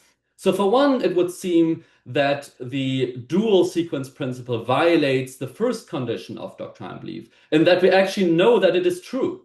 Why do we know it to be true? Well, the thought is the following. We have a principle which has roughly the form, if P, then either Q or R, right? And so the thought is that we know that the Q version is false, but we know that if the condition is given, then there can't be the whole series of its R conditions being given, because for the reasons mentioned before, this would generate the antinomies, plus it would violate Kant's claim that it has to be a successive series of syntheses that generates that we go through. But the problem is that the second disjunct, namely that there could be a non-R condition, which is the ground of the given conditioned appearance, that we actually know that this is true. Because we know that if something appears to us, so if there's an appearance, there must be something that appears to us. And now one like popular way of reading this is that this is sort of some sort of analytic inference, and we get some kind of knowledge, even though perhaps not cognition, that there must be a thing in itself, which is the non-R condition here of the appearance. But then the worry is like, well, if you know that the second disjunct is true, then we might know that the whole sort of hypothetical is true, and we know that Karl's version of the supreme principle is true. But if we know it to be true, it cannot be an article of doctrinal belief. In a way, Karl just overshoots its target. There's a second concern really to do with a practical justification, where it's not clear to me that we really have to assume this unwieldy principle to find the unconditioned, given that, and so here are two concerns one might have. It's not clear how it would help finding the unconditioned if we just assume that there is some non-R condition where that's a thing in itself, which is the ground of the appearance, which we could never cognize. We don't have any access to it. So there's a question in what way we would have found it just on the assumption that, well, that, there's something totally cognitively inaccessible to us, which we could assume here. But I guess the second worry, and that leads to my alternative proposal to Karl's reading, is that we can be required to find something which does not exist, or at least does not yet exist. So you might think that I could be required to find the perfect shirt to go with my outfit, well, that's yet to be produced, right? Some factory in China, it's not yet there, but I could already be required to find it. Another example might be that the Jewish people are required to find the Messiah where the Messiah is not yet born, right? Nonetheless, that seems to be a rational demand as long as the Messiah comes to be born at some point. And so this then sort of is a consideration which perhaps gives way to an alternative proposal, which I want to sort of just entertain and see what it might do. Where like one might call this the very liberal reading, though Karl suggested perhaps calling this a messianic reading or something like that. So I think the Karl's label is way cooler, so I'm going to go with that. And so here the idea is like we get a third version of the supreme principle. And now that's not in quotation marks because that's my version now, where we say when some X condition in respect R is given, then the whole series of R conditions involving X, which is self-unconditioned, is now or will be. And now I put cognitively given in there. I mean, it's another subtlety in Karl's proposal to distinguish between two types of givenness, bare existence or cognitively given. And I think like one could try to go with a stronger here, like cognitively given, not just the bare existence. And so how would that reading work? So the idea here is that it, again, like has several advantages. So for one, it satisfies the first condition of doctrinal belief. We don't know that this is true. We don't know that the unconditioned condition or the whole series of conditions will actually be given. And we don't know, we know that it is not yet given, but we don't know whether it will be given. So it's not a matter of knowledge. So at least in that way could be candidate of doctrinal belief. And then secondly, I would say that it, unlike Karl's proposal, satisfies sort of the fourth condition of doctrinal belief in that it's a better, at least a better candidate for a hypothetically necessary assumption in that sort of to find something, it would be required that either it's given or will be given, and not just that there is a bare existence of a thing which we can never cognitively access. So that would be the proposal that we also improve over Karl on the fourth condition of doctrinal belief. And then, moreover, it sort of preserves the advantages that Karl's reading had with regard to transcendental realism. So the thought here is that a transcendental realist would not really distinguish between the case where we have the whole series of R conditions given at once versus the one where sort of we go through the series and perhaps like at some point it might be given. Instead, they're lazy reasoners. They think it's all there at once, so they can't futurize this. So they collapse this back into the bad version of the principle where you just say like once the condition is given, so is immediately the whole series of conditions. And then that's the version that gets us into trouble. So those are the purported advantages. Karl might be pushing back on those. But now there's like one big worry one might have about this messianic version of the supreme principle, which might be that it violates the second condition of doctrinal belief, where we know that this is false. Because we know not only that totality of conditions cannot yet be given, but also that it will never be given. And so there might be like three concerns one could have here. Like one is, well, if we were to go through the successive synthesis and add like more and more conditions or R conditions to like our series, that would never be done, right? It's an indefinite series and we just simply don't have enough time, right? They can never be completed. So there will be no point at which they're given. So it's not that they will be given. A second worry is that, in a way, suppose they could be given at some future point, that would just push the antinomies into the future. In that, like, if they were given in the future at that point, then we have the problem that either the series is finite or infinite. So again, we just, we haven't gained much. And then perhaps the third worry is that it's just, the unconditioned can never be cognitively given to finite cognizers. That's just like how Kant's account of cognition works. It's like not a possible object of appearance, like no of experience that no appearance could ever be given as unconditioned. So it's just metaphysically impossible for us to have that ever cognitively given, whether now or later. So here, just like three tentative responses one might have towards these concerns of like the alternative to Karl's proposal. Like one, well, we have enough time because we have doctrinal belief in our immortality. And so the thought is what I need is just that the series or the successive synthesis converges onto the complete series. And so insofar as we add an infinite time, of course, it's true that at no finite point we would have this like infinite series given, but in the limit point, sort of that is what we are working towards in the same way that in the moral case, we need immortality to achieve holiness, though of course at no finite time we would have achieved holiness in our characters. So that would be sort of again symmetrical. And then like a strong claim, I'm not sure whether I can actually maintain this, but that the antinomies wouldn't arise if we had actually gone through the whole series and determined the actual conditions there are, as opposed to just stipulating, well, they are all given at once, we don't know what they are. And now it's left open whether they're finite or infinite. But if we had done the work, it wouldn't be an open question. Now, I'm not sure whether that holds true, but that's something the reading is committed to, and perhaps one could say more about it. And then perhaps the final point, and that's perhaps the strongest claim of the reading I'm entertaining, is that, yeah, it's true that finite cognizers in the way that Kant describes throughout the first critique, wouldn't be able to have an unconditioned cognitively given. But then really what the doctrinal belief shows us in the supreme principle is that reason in its full manifestation would want us to overcome our own finitude and achieve a different mode of cognition by which it could be cognitively given. Now Kant has like lots of discussions of like non-divine types of intellectual intuition, mystical intuition, where he says, well, they could be good for the afterlife and so on. There's more to be said here, but I take those to be the main pressure points, and those are sort of responses one might give there.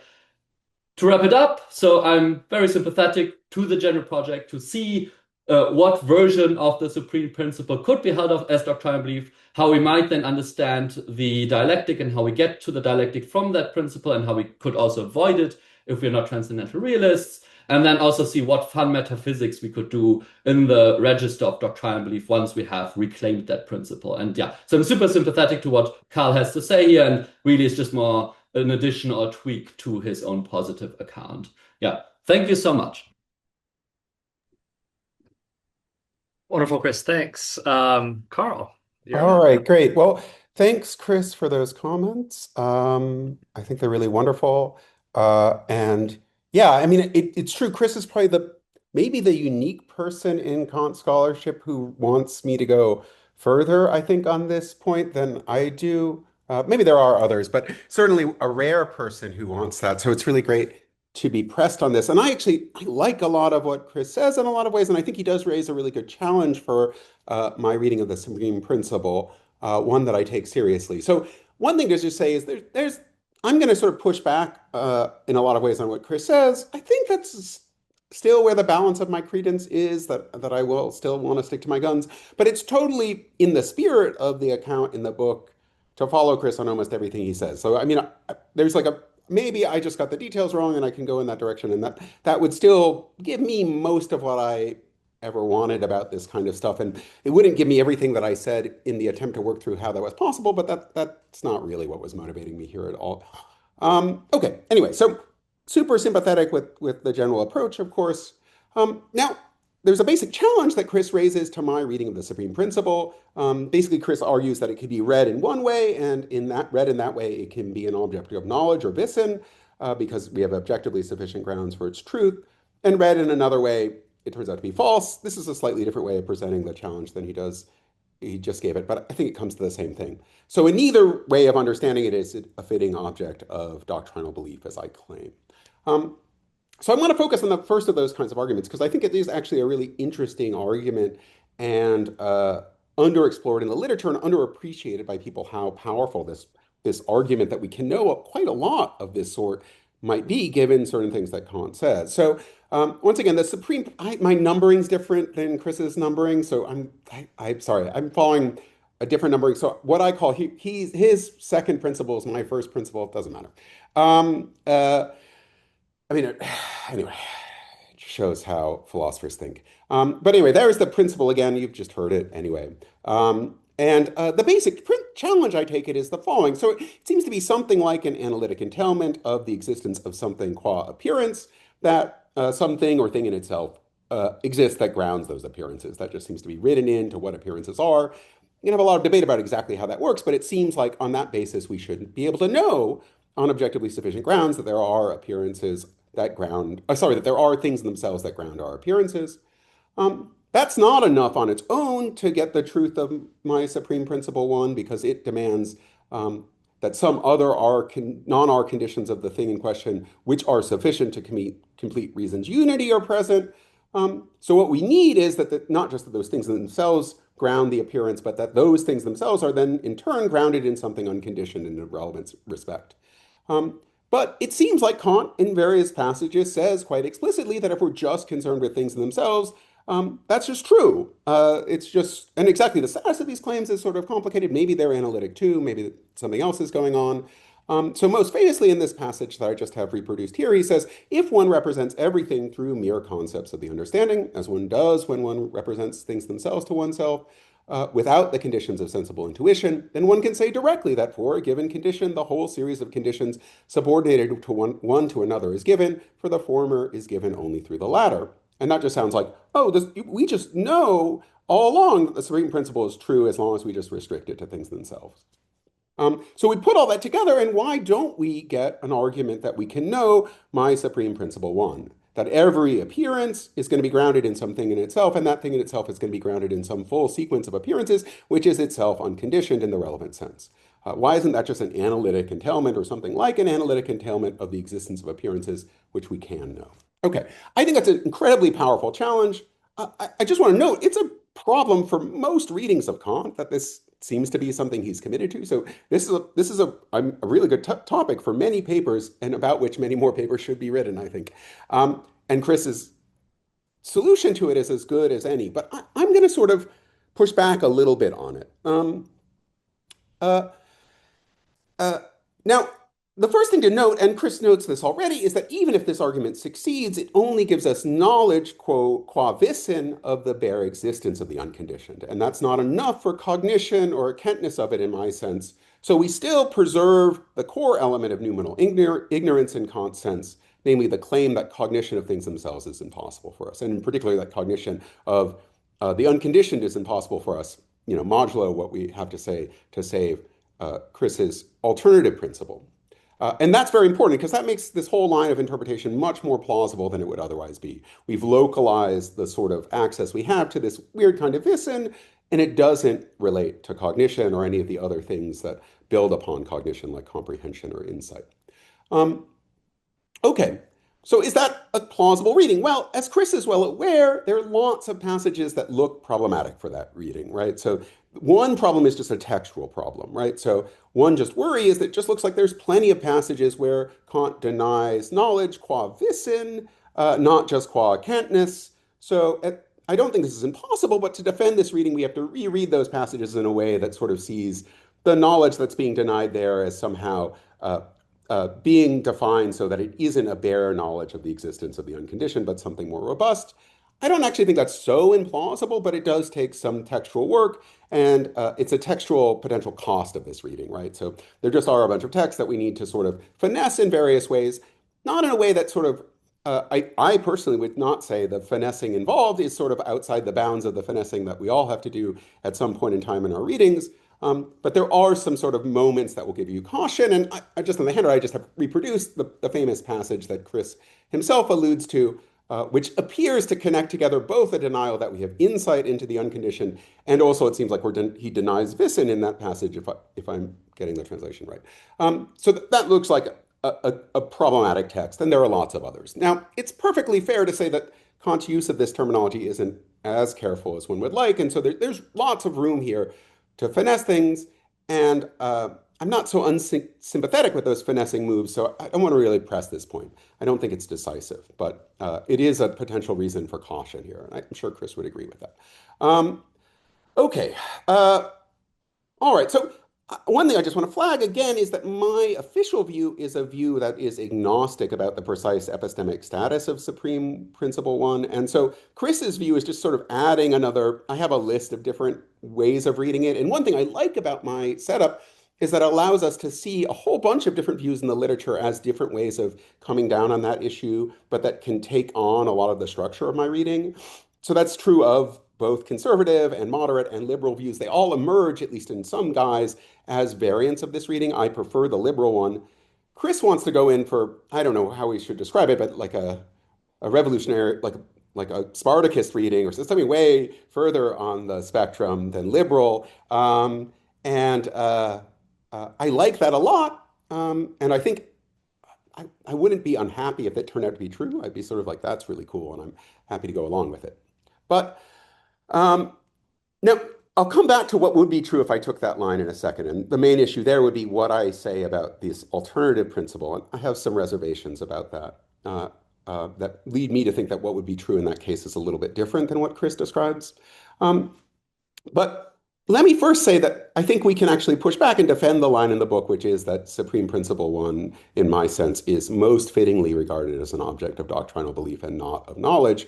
And the key issue there is to think about what knowledge or Wissen is for Kant and to try to think about that in a way that avoids these implications. And so to do that, we're going to need to have a conception of knowledge in this sense that isn't closed under analytic entailment or under the kind of entailments that fuel the initial challenge.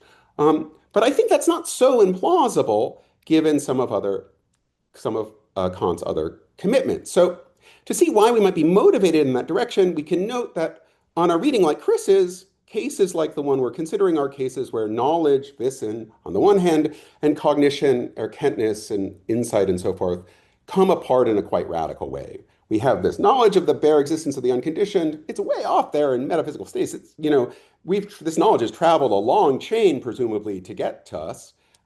We don't have anything like cognition of that thing at all, but nonetheless, that's a sustainable situation.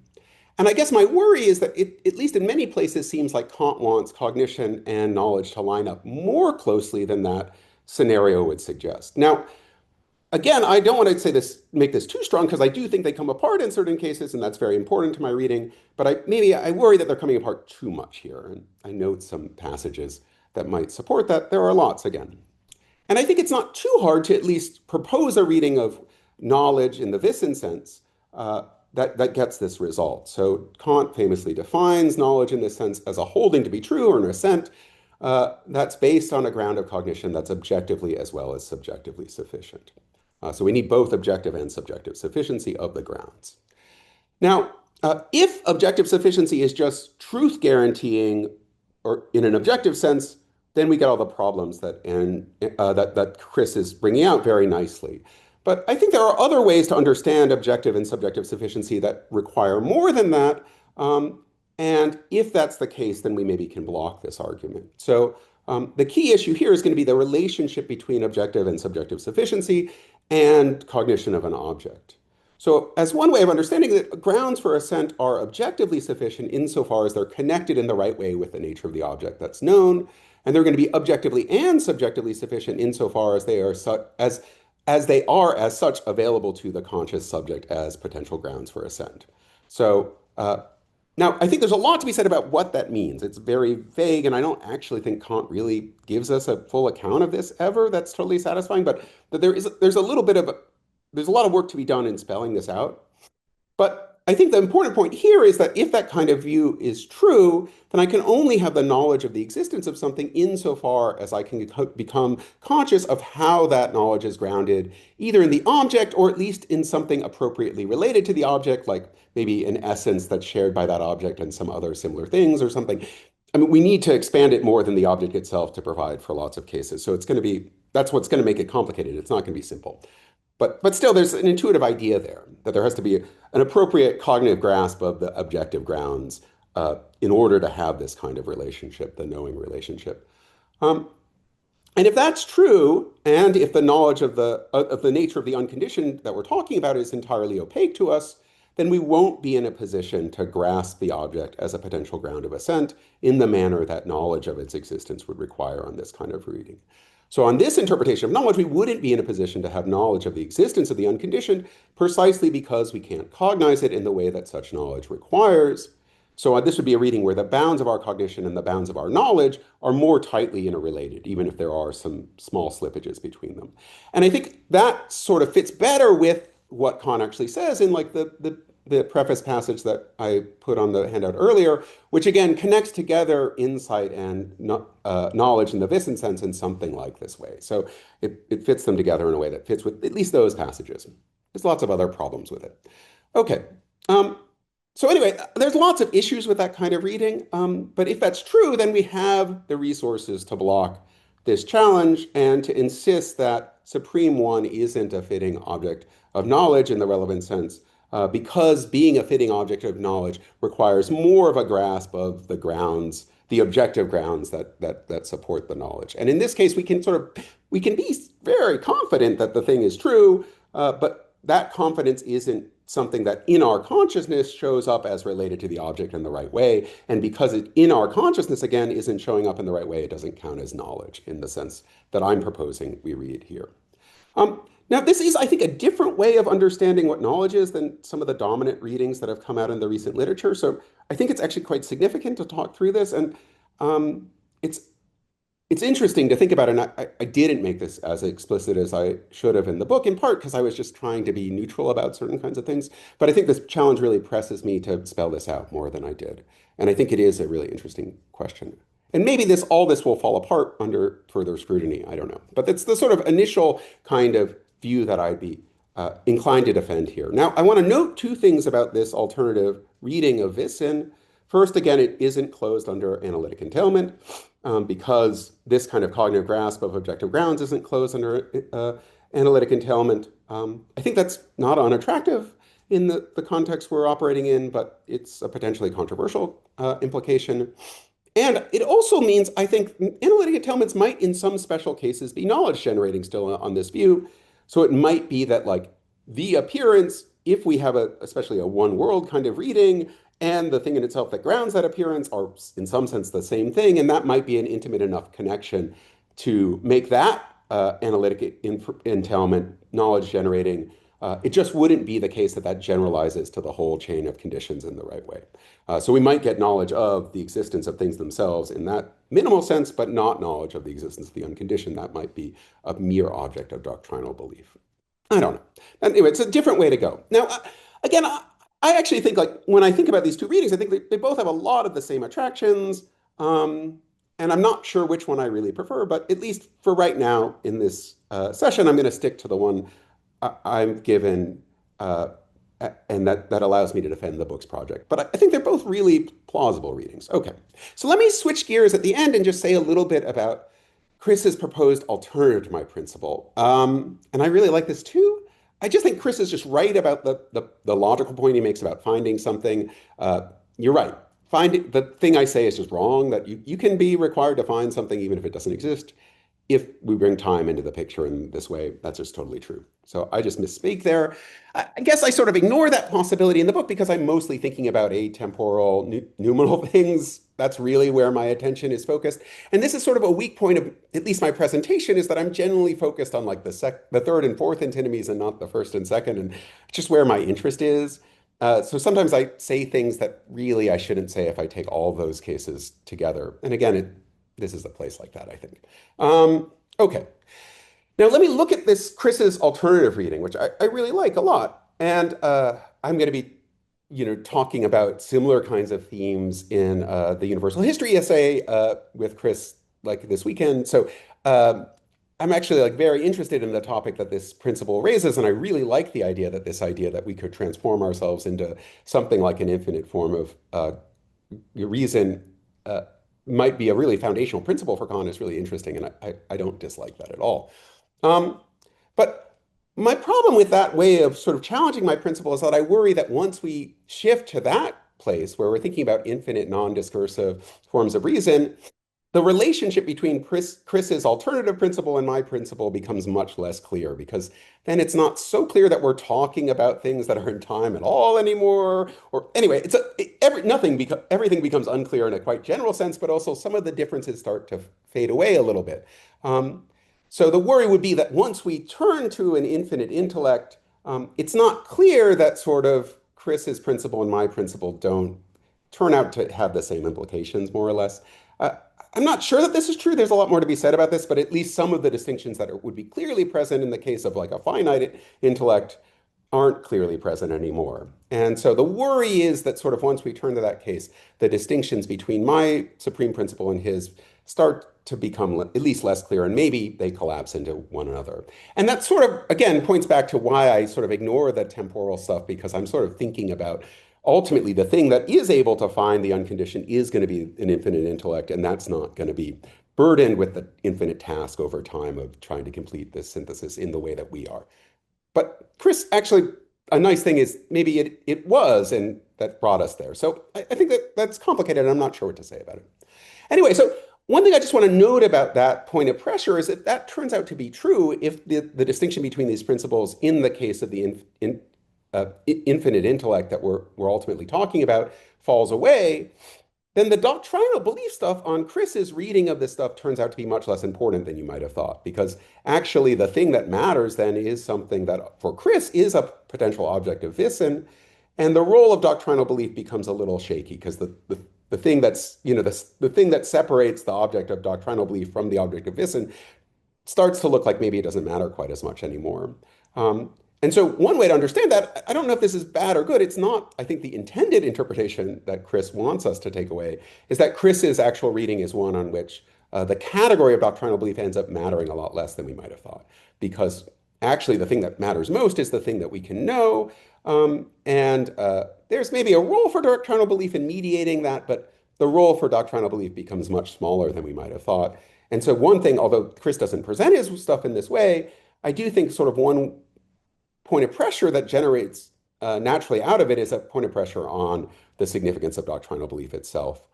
Maybe that's just not as important as we thought because we can know a lot more. I don't know if that's unwelcome because doctrinal belief is a category that Kant himself is like really of two minds about in a whole bunch of different ways. And it's quite tricky to make sense of. Not that I think it's incoherent, but maybe that's a good thing. But I still, on balance, I think inclined to stick with the doctrinal belief picture that I paint uh, just by reinterpreting what knowledge is in the way I suggested. So, but I'm really grateful. This was really thought-provoking and again, really wonderful comments. So thanks. And thank you for the reply. That's fantastic. Perhaps more to talk about on Sunday or like when you Yeah. We can talk about it. Carl, Chris, thank you for the exchange. We'll move on to Colin now. Colin, thank you for your patience. We are behind schedule, but that is absolutely fine. I mean, we're shorter than the critique, so we're doing all right. Um, well, thanks, Paul, for organizing all this, and thanks, Karl, for writing an excellent book. I'm gonna, echo what everybody else has said and just say that it was a fantastic book to read. I'm really glad to see it getting the attention it deserves. It's, I think Karl is right that there is a kind of moment now, sort of in the scholarship that's worth taking note about. And it's nice to see, at least from my point of view, since I think this is all basically the right direction, it's nice to see philosophers who are so capable defending it. Hopefully, this sort of position will be taken more seriously in the future, the way that what we all maybe think were not the correct positions were taken seriously in the past. The sort of tack of my comments is going to be mostly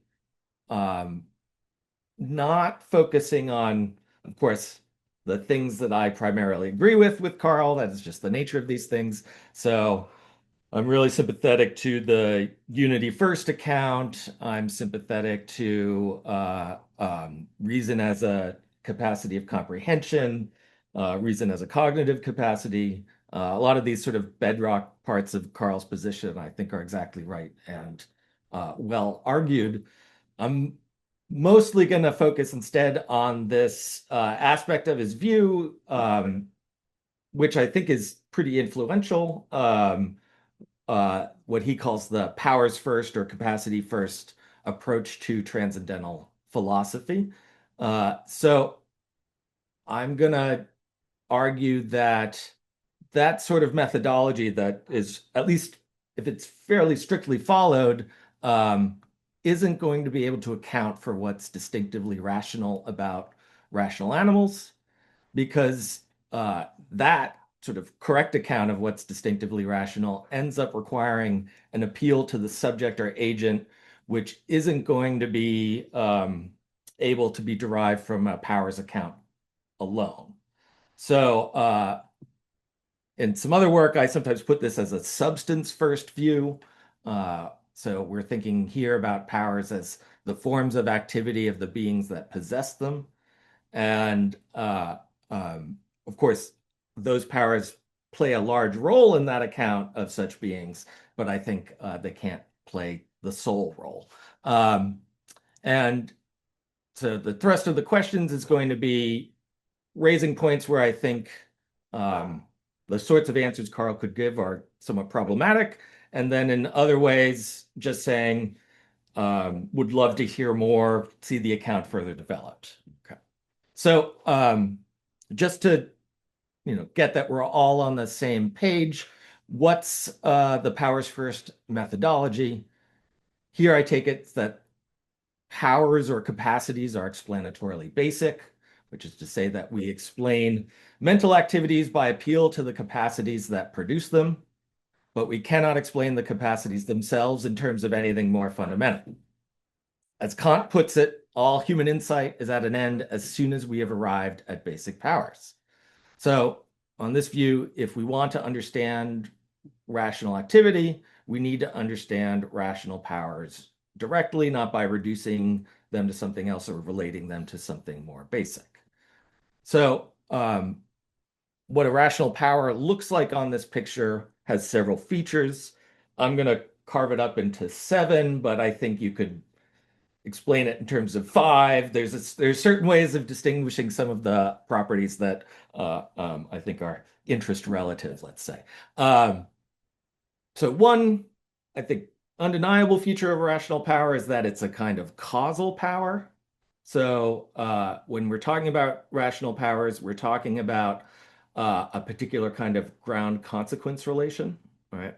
And that in and of itself is, I think, a substantive commitment from where, understanding Kant in the past has been. The idea that rational powers are causal powers is,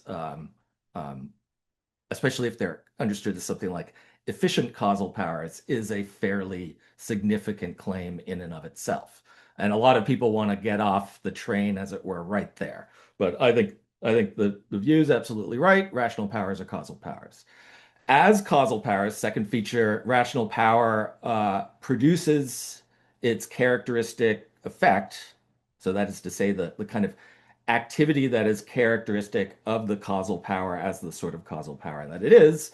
It's producing that characteristic effect according to a law. So causal powers are lawful forms of activity. Right? So this is part of how it is that we functionally differentiate each of the capacities about which Kant speaks. So the understanding's characteristic activity involves combining concepts into judgments, and according to logical laws, reason about drawing inferences according to laws that we can characterize as being of syllogistic reasoning. And these sorts of laws are, we might say, internal to or constitutive of the capacities themselves. A further feature that I think Karl places a lot of emphasis on, often to very interesting, fruitful ends, is that rational powers have a teleological structure. So it's not just that there is a kind of lawful ground consequence relation, it's that the consequence is something that, in some sense, the ground acts for the sake of which, right? So a rational power is exercised for the sake of an end, and that end is seen as part of the organization of the activity of that power. So, in Karl's view, reason aims at comprehension.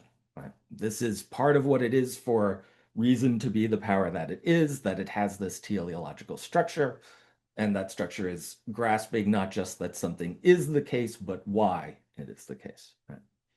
And then, relatedly, part of Karl's understanding of the teleological structure of rational powers is that rational powers have interests.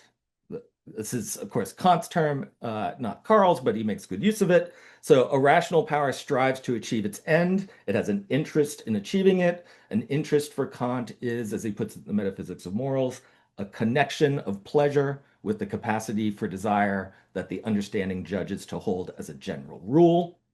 And I take it that Karl thinks that interests are at least partly constitutive of the nature of our rational capacities. So what it is for our capacities that have the interest that they do is part of how we should understand their overall teleological structure, and thus is the kind of nature of the laws that are constitutive of those faculties.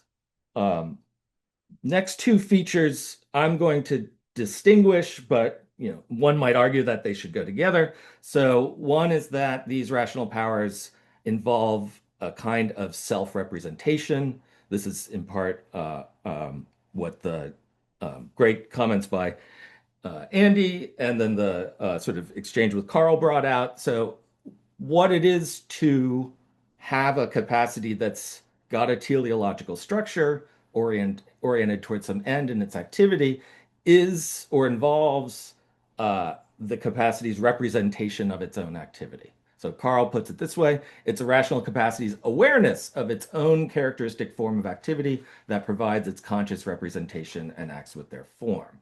So Karl uses awareness there. I'm talking about self-representation. Karl sometimes talks about capacity for representing an end or representing a form or a principle or consciousness of standard of correctness. They are all sort of interrelated.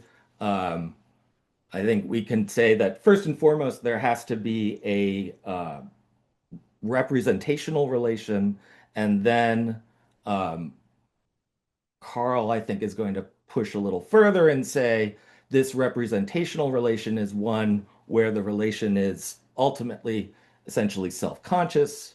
And at least one way of glossing this would be the sort of purely dispositional way that Andrew describes in his comments, and that I think Karl was sympathetic to. It's not too much is going to hang on this point, but it's worth getting out where I think the self-representation commitment is bedrock, and then how you cash out the self-consciousness commitment is maybe a little more up for grabs.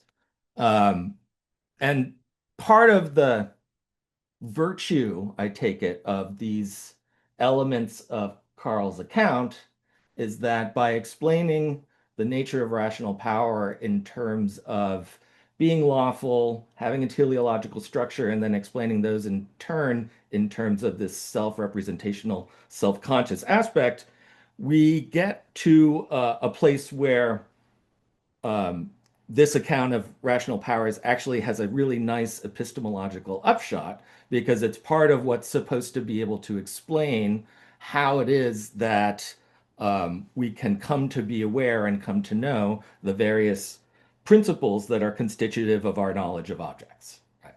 And that's, of course, the core of transcendental philosophy. And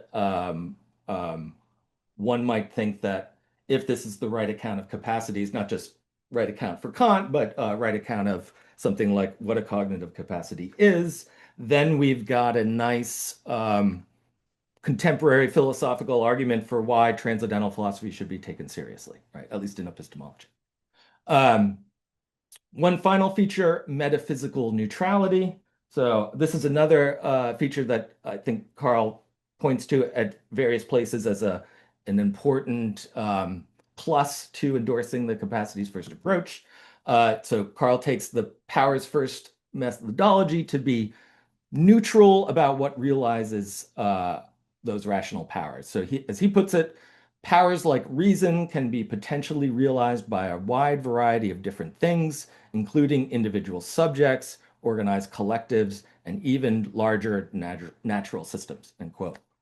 So obviously he sees that as an advantage, and that is, I think, part of the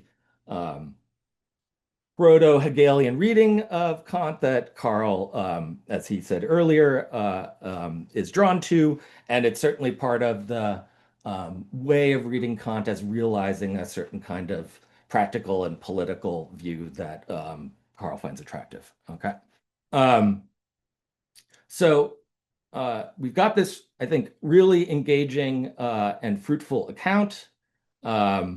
We've got some great epistemological upshots of it. It's an account that is going to get us from sort of the natural functioning of our capacities to be able to know things about them and then construct things like transcendental philosophy out of that knowledge. And then it's got a nice sort of metaphysical neutrality in that it seems like the sort of structure of capacities that Karl's reading into Kant is one that we can see realized in lots of different structures in the world, which is itself often taken to be a specifically Hegelian position. And so it's a sort of nice feature if you can find this, if you're sympathetic to that position anyway, find this grounded in Kant as well. So, okay, that's the view as I understand it. The kind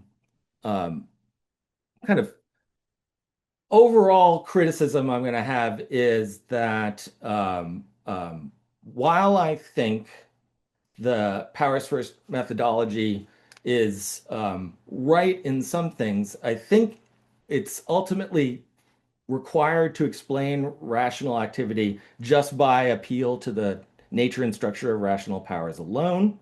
So you need then to be able to distinguish a rational power from a non-rational power purely at the level of this capacity structure, right? What a capacity is in relations to other things. But I do think that a lot of the things that Karl identifies as features of rational powers, having ends, lawful activity, self-organization, these are all properties that characterize living beings more generally. So Kant talks about life as the faculty of a substance to determine itself to act from an internal principle. So non-human animals that don't have rational powers, according to Kant, have sensible powers that represent ends for which they act. A dog's desire to have food, the desire represents food as its end and guides its behavior. So Karl's sensitive to this, of course. He says that rational faculties have, as he puts it, ends in a, quote, much stronger sense, unquote, than non-rational animals, because, quote, a faculty has the ends it does precisely because its activities are governed by a representation of those ends, which is itself internal to that very faculty. End quote. So the governing representation is not just present, but internal to the faculty in some sense. And Karl says that this tight connection that Kant sees between, on the one hand, self-organizing activities characteristic of rationality, and on the other, self-conscious or apperceptive character of rational thought or action. So part of what's then distinguishing just the living powers of any animal from the rational powers of human beings is this internality of the representation of ends. So then, all right, well, what does that mean? A dog's desire for food is also internal to the dog's faculty of desire. It's not externally imposed on the dog. It's partly constitutive of the formal or the form of animal life that's characteristic of the dog. The representations guide their behavior from within. So we want some notion of internality that's yet stronger than that. Here, I think Karl would say that a capacity is having its end and it's representing that end are constitutively identical. So we're just talking about things in terms of the essences of rational powers. I mean, I'm not unsympathetic to essentialist explanations, um, especially in positions where it seems like you're going to have to identify ground and consequent in this way. One note, Kant seems to never want to do that. There's a question about whether he is ultimately committed to having to say that there are special circumstances under which ground and consequent are identical. But it is a interpretive and philosophical lift, I would say, to flesh out that commitment and then attribute it to Kant. Um, but let's say that that sort of essentialist approach is right. So just grant that. I still think there's a further issue, and this is this problem of a gap that I'm going to call the capacity agent gap, imaginatively. So the capacity agent gap has two dimensions, the first being epistemological. So in Karl's view, the capacity is aware or represents or is conscious of, we can fill in synonyms there to some degree, of its governing principle, the law of its activity. But the subject of awareness, it seems, is always the capacity, not the agent who has the capacity. And um, it seems like that's supposed to be part of how we go from what's implicitly known, which is namely the capacity's internal awareness of its own principle. And then we're using that, we thought, to explain how we can get to what's explicitly known, namely principles of transcendental philosophy, right? So that was part of the good making feature of the view, is that we have this story to tell about the transition from capacity to agent.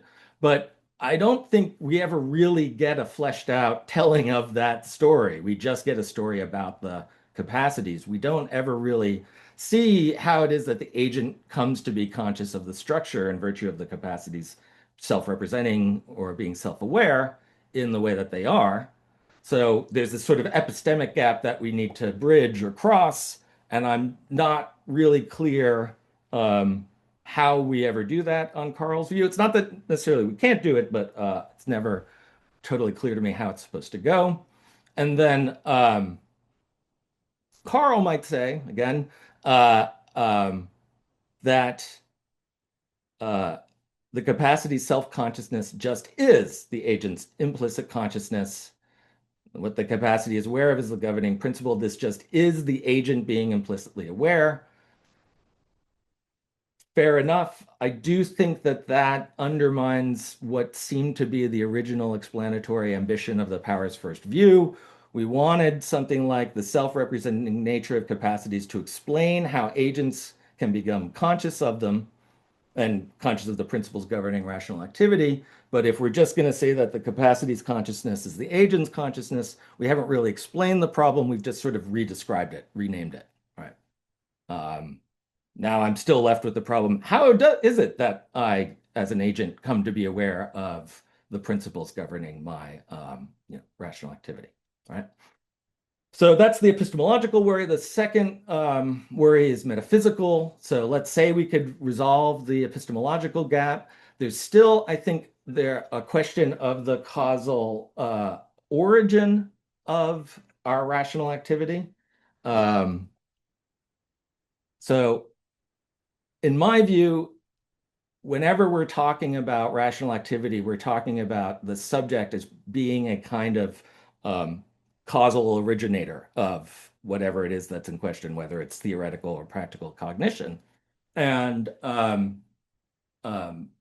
this is in part, I think, one of the ways in which Kant's I think principle, the I think must be able to accompany representations, right, is at work in his philosophy. And he says in various places some surprisingly strong things about what it is for the agent to act and be aware of that action. So in one lecture, he says, for example, when I say I think, I act, etc., then either the word I is applied falsely or I am free. Were I not free, then I could not say I do it, but rather I would have to say I feel in me a desire to do, which someone has aroused in me. Right. And There's all sorts of problems with the commitments that Kant is expressing here, but I do think that in general, Kant is committed to seeing rational activity as not something that happens perhaps in a particular locus, the Cartesian Humean theater, for example, but rather something that a subject or agent or substance does, right? And it's that distinction between a happening and a doing that is just absolutely fundamental to Kant's approach to what rationality is, and then adjacent notions like freedom. Um, so if that's right, then we're not going to be able to just say that uh, um, we can talk about rational activity in terms of capacities, ignore what there is to say about the ultimate subject or being that has those capacities, and just remain metaphysically neutral. Um, it seems like we can remain neutral about certain things, like do the beings that have the capacities, do they have to be extended? Do they have to consist of parts or what? We can remain neutral about those sorts of things, but we end up having, at least I think from the point of view of contemporary metaphysics, a lot of substantive views, right? So we've already said that there's a kind of causal power that's acting, and we're committed to the agent or subject or substance being the source of that causal activity. We're further maybe committed to it being the absolutely fundamental original source of the causal activity. So if you've got a metaphysical picture where no finite beings are able to do that, then that's a problem, right? Um, and then when you try and set out some of the other features of the kind of neutrality that I think Karl's attracted to, you get to a problem with, well, um, just what could realize the kinds of rational capacities that Kant's interested in. And I know I'm overlong on time, so this is where I'm going to try and wrap up the point. Um, take Karl's view that um, um, practical reason has a certain kind of primacy.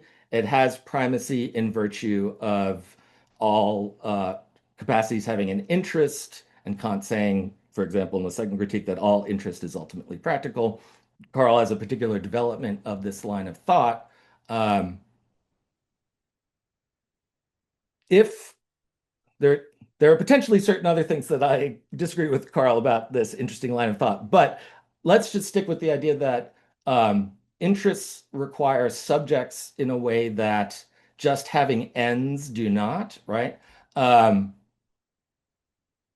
um, Kant, in at least a couple of places, defines an interest roughly the following way. An interest is the satisfaction that we combine with the representation of the existence of an object. That's from the Critique of Judgment. Or it's a connection of pleasure with the capacity for desire that is judged by the subject to hold as a general rule. So having an interest doesn't involve merely representing an end or being conscious of an end. It means that there's a subject that's capable of a kind of self-conscious awareness of their own satisfaction, a subject that represents the connection between their exercise of a power and the pleasure that they take in that exercise, right? So it's got this either higher order or reflexive representation of itself. And in Kant's terms, it's usually conceptually represented, right? So it's part of what you're doing in having an interest is representing the lawful relationship between the exercise of that power and the pleasure gained thereby. Now, take metaphysical neutrality. If Karl's account is right, the neutrality commits him to saying that whatever realizes rational powers also experiences self-conscious satisfaction. But then I think it's a real open question. I mean, I understand that what I find implausible is not what everybody finds implausible, nor is it necessarily um, always tracking the truth. But given the way that Kant characterizes interests and self-conscious awareness and satisfaction and whatnot, it starts to look harder to achieve one of the things that Karl seems to find attractive about his overall take on the view, which is that rational powers could be realized outside of specific agents and rather in social structures or groups of people, so on and so forth. I think you start getting into much more demanding metaphysical commitments given the underlying structure that Kant's giving us about interests once you try and attribute rational powers to these other sorts of beings. So that said, I think the book really is a real achievement. It was a real pleasure to work over it and try and come up with something interesting to say. I don't know if I achieved that, but I certainly think that the book itself is interesting and everybody should read it. All right, thanks very much. Thanks so much, Colin. Karl, to you. All right, great. Well, I'm going to share these notes I have again, although I know I've been doing a bad job of syncing them up with what I'm talking about. So just adding to the general cognitive dissonance. But I guess that's the native condition that now we encounter the world in. So that's good, I guess. You should feel at home and you should feel held throughout this process. Thanks. I really do appreciate Colin's comments. We've talked about these kinds of issues before to some degree. And so this is like an ongoing kind of conversation between us. I do think they're really deep and important. And I think this dispute about different ways of thinking about different elements in Kant foreshadows lots of interesting stuff in the post-Kantian history as well. So I think it's a nice thing about the sort of point that Colin's focusing on is that you can see how different reactions to Kant pick up on different elements of this sort of constellation of issues. So the center of Colin's comments, at least as I read them, was the agent capacity gap. So I'm going to start there, and most of my comments will be about that because I think that's the thing that really matters the most at the end of the day. Now, one thing I just think is very important to stress, and I don't think this is denied by Colin in any of his comments, but I just want to stress it, is that I don't want to deny that capacities and powers are always capacities and powers of substances or agents in some sense for Kant. That's clearly a basic commitment that Kant has. It's just written into the conceptual framework that these are going to be capacities and powers of some substance or substances. That's definitely true. So in that sense, in reality, it's true that the capacities and powers in question aren't what's coming first. There is something more fundamental, at least in that sense. They're capacities of power of substances, and there's a sense in which the substances are the come first. So that's not the level at which the capacities first claim of firstness is supposed to arise. It's supposed to be something internal to the kind of critical philosophy we have available to us. And so the claim that I'm supposed to be making there is not to deny that these are capacities or powers of some underlying substance or substances, but to say that those underlying substances don't do the kind of explanatory work that we might normally expect them to do in the context of the critical philosophy. So one way to put this is that our explanatory resources as critical philosophers mostly run out when we reach the basic capacities and powers in question. We can know, again, going back to our discussion with Chris, that those are capacities and powers of some underlying substance or substances. I think that's right. But that's all we can know from a theoretical point of view. For us, those substances figure as something like a substrate equal X that underlies the capacities and powers in their activities. And so then it's these capacities and powers in their activities that still do most of the interesting explanatory work. Now, Colin's going to press me on, don't we need to bring agents into the picture in some more substantive way to get lots of the things that Kant wants? And I think there are real challenges for him there. Like, I think some of these are just challenges for Kant himself and not necessarily for my interpretation of Kant. And I think this is just really rich philosophical territory.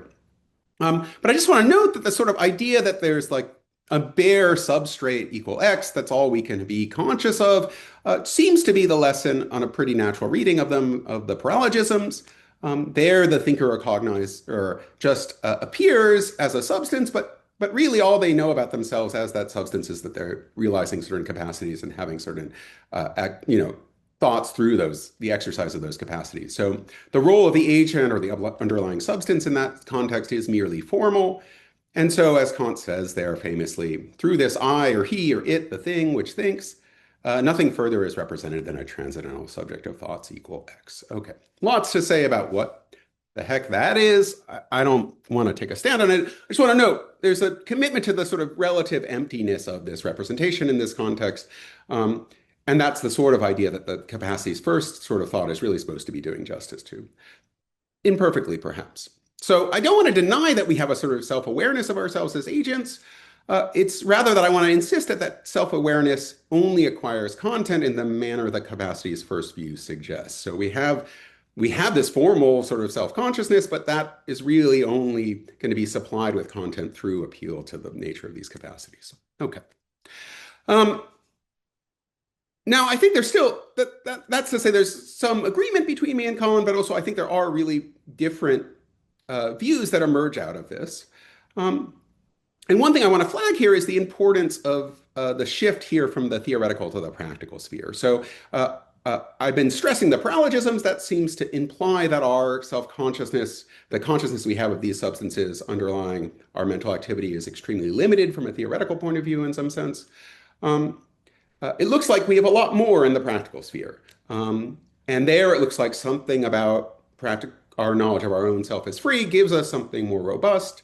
And there's some sense in which we go beyond the thing that is provided to us by theoretical reason when we turn to the practical case. And a lot hinges on exactly how we understand that. But I think it's really important to insist upon that there's a transition from a very impoverished conception of the agent that's available to theoretical reason and something much more robust that's provided by practical reason. And again, that's not necessarily in opposition to Colin, but it sets up some of the concerns I have about the way that Colin wants me to say more, I think.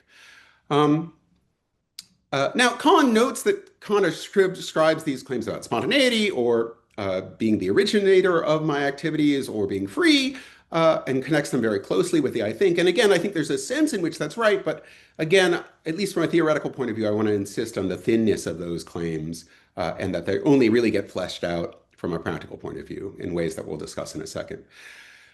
So there's some disagreement maybe there between us, but it's probably a difference of degree. I want there to be more metaphysical flexibility built into these commitments, at least theoretically speaking, and so more flexibility about how we realize those commitments, practically speaking, as we talk about in a second.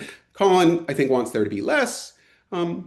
But we're sort of on a spectrum here. And so it's not like there's a radical difference. It's just that, like, I want there to be a little bit less built into them. And so it to be more like the picture that the capacities first picture suggests. And I like this metaphysical flexibility. I think Colin just dislikes it more. In the background here is just, I think, not actually an interpretive disagreement, but just a philosophical disagreement. Colin actually thinks there's something more special, metaphysically speaking, about being a free agent than maybe I do. Maybe I'm more inclined to think more different kinds of things could turn out to be free agents in the relevant sense than Colin is.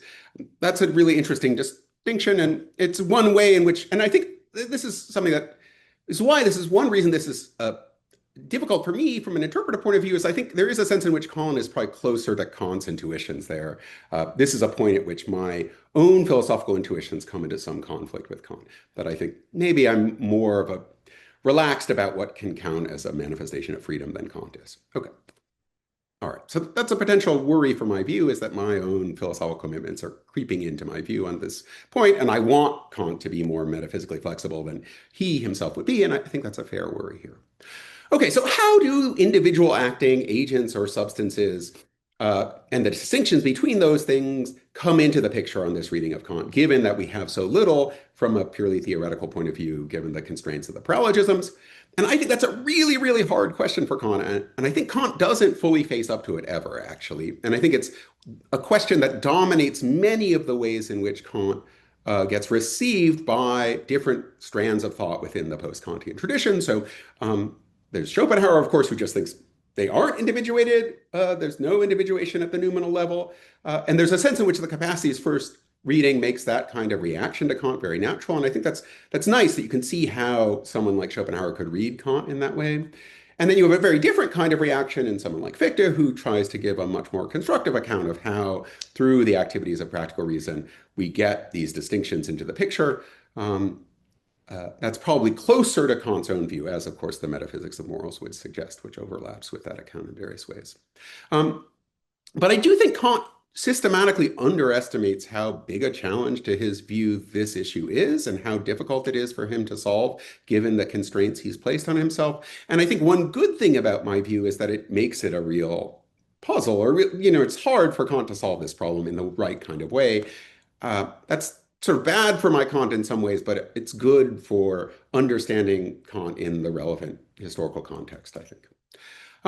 Now, given the paralogism, I think these kinds of distinctions are mostly going to have to arise out of practical grounds. That's not terribly controversial. And there's sort of a bunch of different ways in which we could tell that story. And Colin notes one, which is the connection between interest and individuality, which I think is very important and is under-theorized. So this is something that arises in the context of us constructing a conception of our own happiness, which is also something we have to construct for ourselves, according to Kant. And one thing that Colin's comments brings out is that the formula of the kingdom of ends is also really important for that project, because the formula of the kingdom of ends, that's preserving the independence of these different subjects from one another. And so we're following that even when we're constructing our own conception of our own happiness, because that's guiding us in sort of grouping different pieces of different pleasures together as the pleasures of different subjects in the way that we are. Another more obvious one is the stuff about when an action is imputable or attributions of responsibility, right, etc. That also is going to give us a story about this kind of stuff. And the thing I just want to emphasize in these comments, there's so much more to be said about all of these different roots and all of these problems, is that they really aren't trivial problems for Kant. They're tough problems, and I think probably problems that he only slowly realizes are as tough for him as they are. And that dominate a lot of the post-Kantian literature. So I think the sort of question of how you might, in a Kantian framework, develop a practical justification for introducing different distinctions is a really important one. And I guess my own sort of view is a sort of broadly Korsgaardian one, I guess. I'm not sure about that, but this idea that this sort of task of individuating individual subjects or agents in this way is a sort of practical task for us that we have to accomplish in a way that's consistent with the constraints of practical reason, but isn't dictated in its details by those constraints. Instead, we have to fill in that in some way that has a kind of element of contingency, maybe drawing on facts about the individuation of natural agents. I think that's an attractive way to go. And maybe I'm not sure how much. I guess I have the sense that Colin wants there to be more of a realist kind of element to be played there, that where this stuff can do more explanatory work. But I guess the thing I would say about all that is, if we think about these things in this way, the individuation of individual agents becomes less of a starting point of the system and more of a task to be accomplished through this procedure or this activity that we're all engaged in as moral agents collectively. And so that sort of fits, to my mind, kind of well with the capacities first kind of reading. It's true that we have this kind of need to give a sort of structure to our actions where individual subjects and agents make a difference, but that's something we need to develop out of the resources that these capacities provide us with. I said something about this interest question. I guess we've gone on long enough, so let me just say one last thing. I think these are really interesting topics, but just on the non-rational animals thing, I do think, I'm not sure what I think about this. This is a famously difficult question in Kant interpretation. I just want to flag, I guess, that Colin has, I think he'll accept this, a pretty inflationist reading of what non-rational animals are capable of. I'm not saying it's wrong or right. Colin just thinks a lot of this stuff is literally true on some reading of non-rational animals in a way that other people might not. And a lot of these questions about how we distinguish rational capacities from non-rational capacities are going to be very closely connected with those kinds of questions about just how literally or straightforwardly we're attributing all these representations and ends and so forth to those animals. And so on a different way of understanding the third critique, you might have a very different way of understanding that connection. And the force of this problem would depend a lot, I think, on how you thought about that connection. And so there's some wiggle room there. Again, that maybe takes us beyond what we have said. But I think the point about how agents come into Kant's picture, which is maybe something very surprising. You might think that like agents, individual agents, me as an agent is the starting point of Kant's philosophy. That's sort of an existentialist reading of him. There's a sense in which my reading makes that quite problematic. And I think it brings out something deep about Kant's project, actually, that there is something right about that, that it isn't sort of trivial how I as a particular determinate being show up actually within the confines of this philosophical project. I kind of like that. But anyway, I have other stuff trying to argue that problems can generate lots of interesting quasi-Buddhist versions of Kantianism and things like that. But anyway, okay, that's not the topic for today. Okay, but thanks again to all of you for your really wonderful comments. I really appreciate it.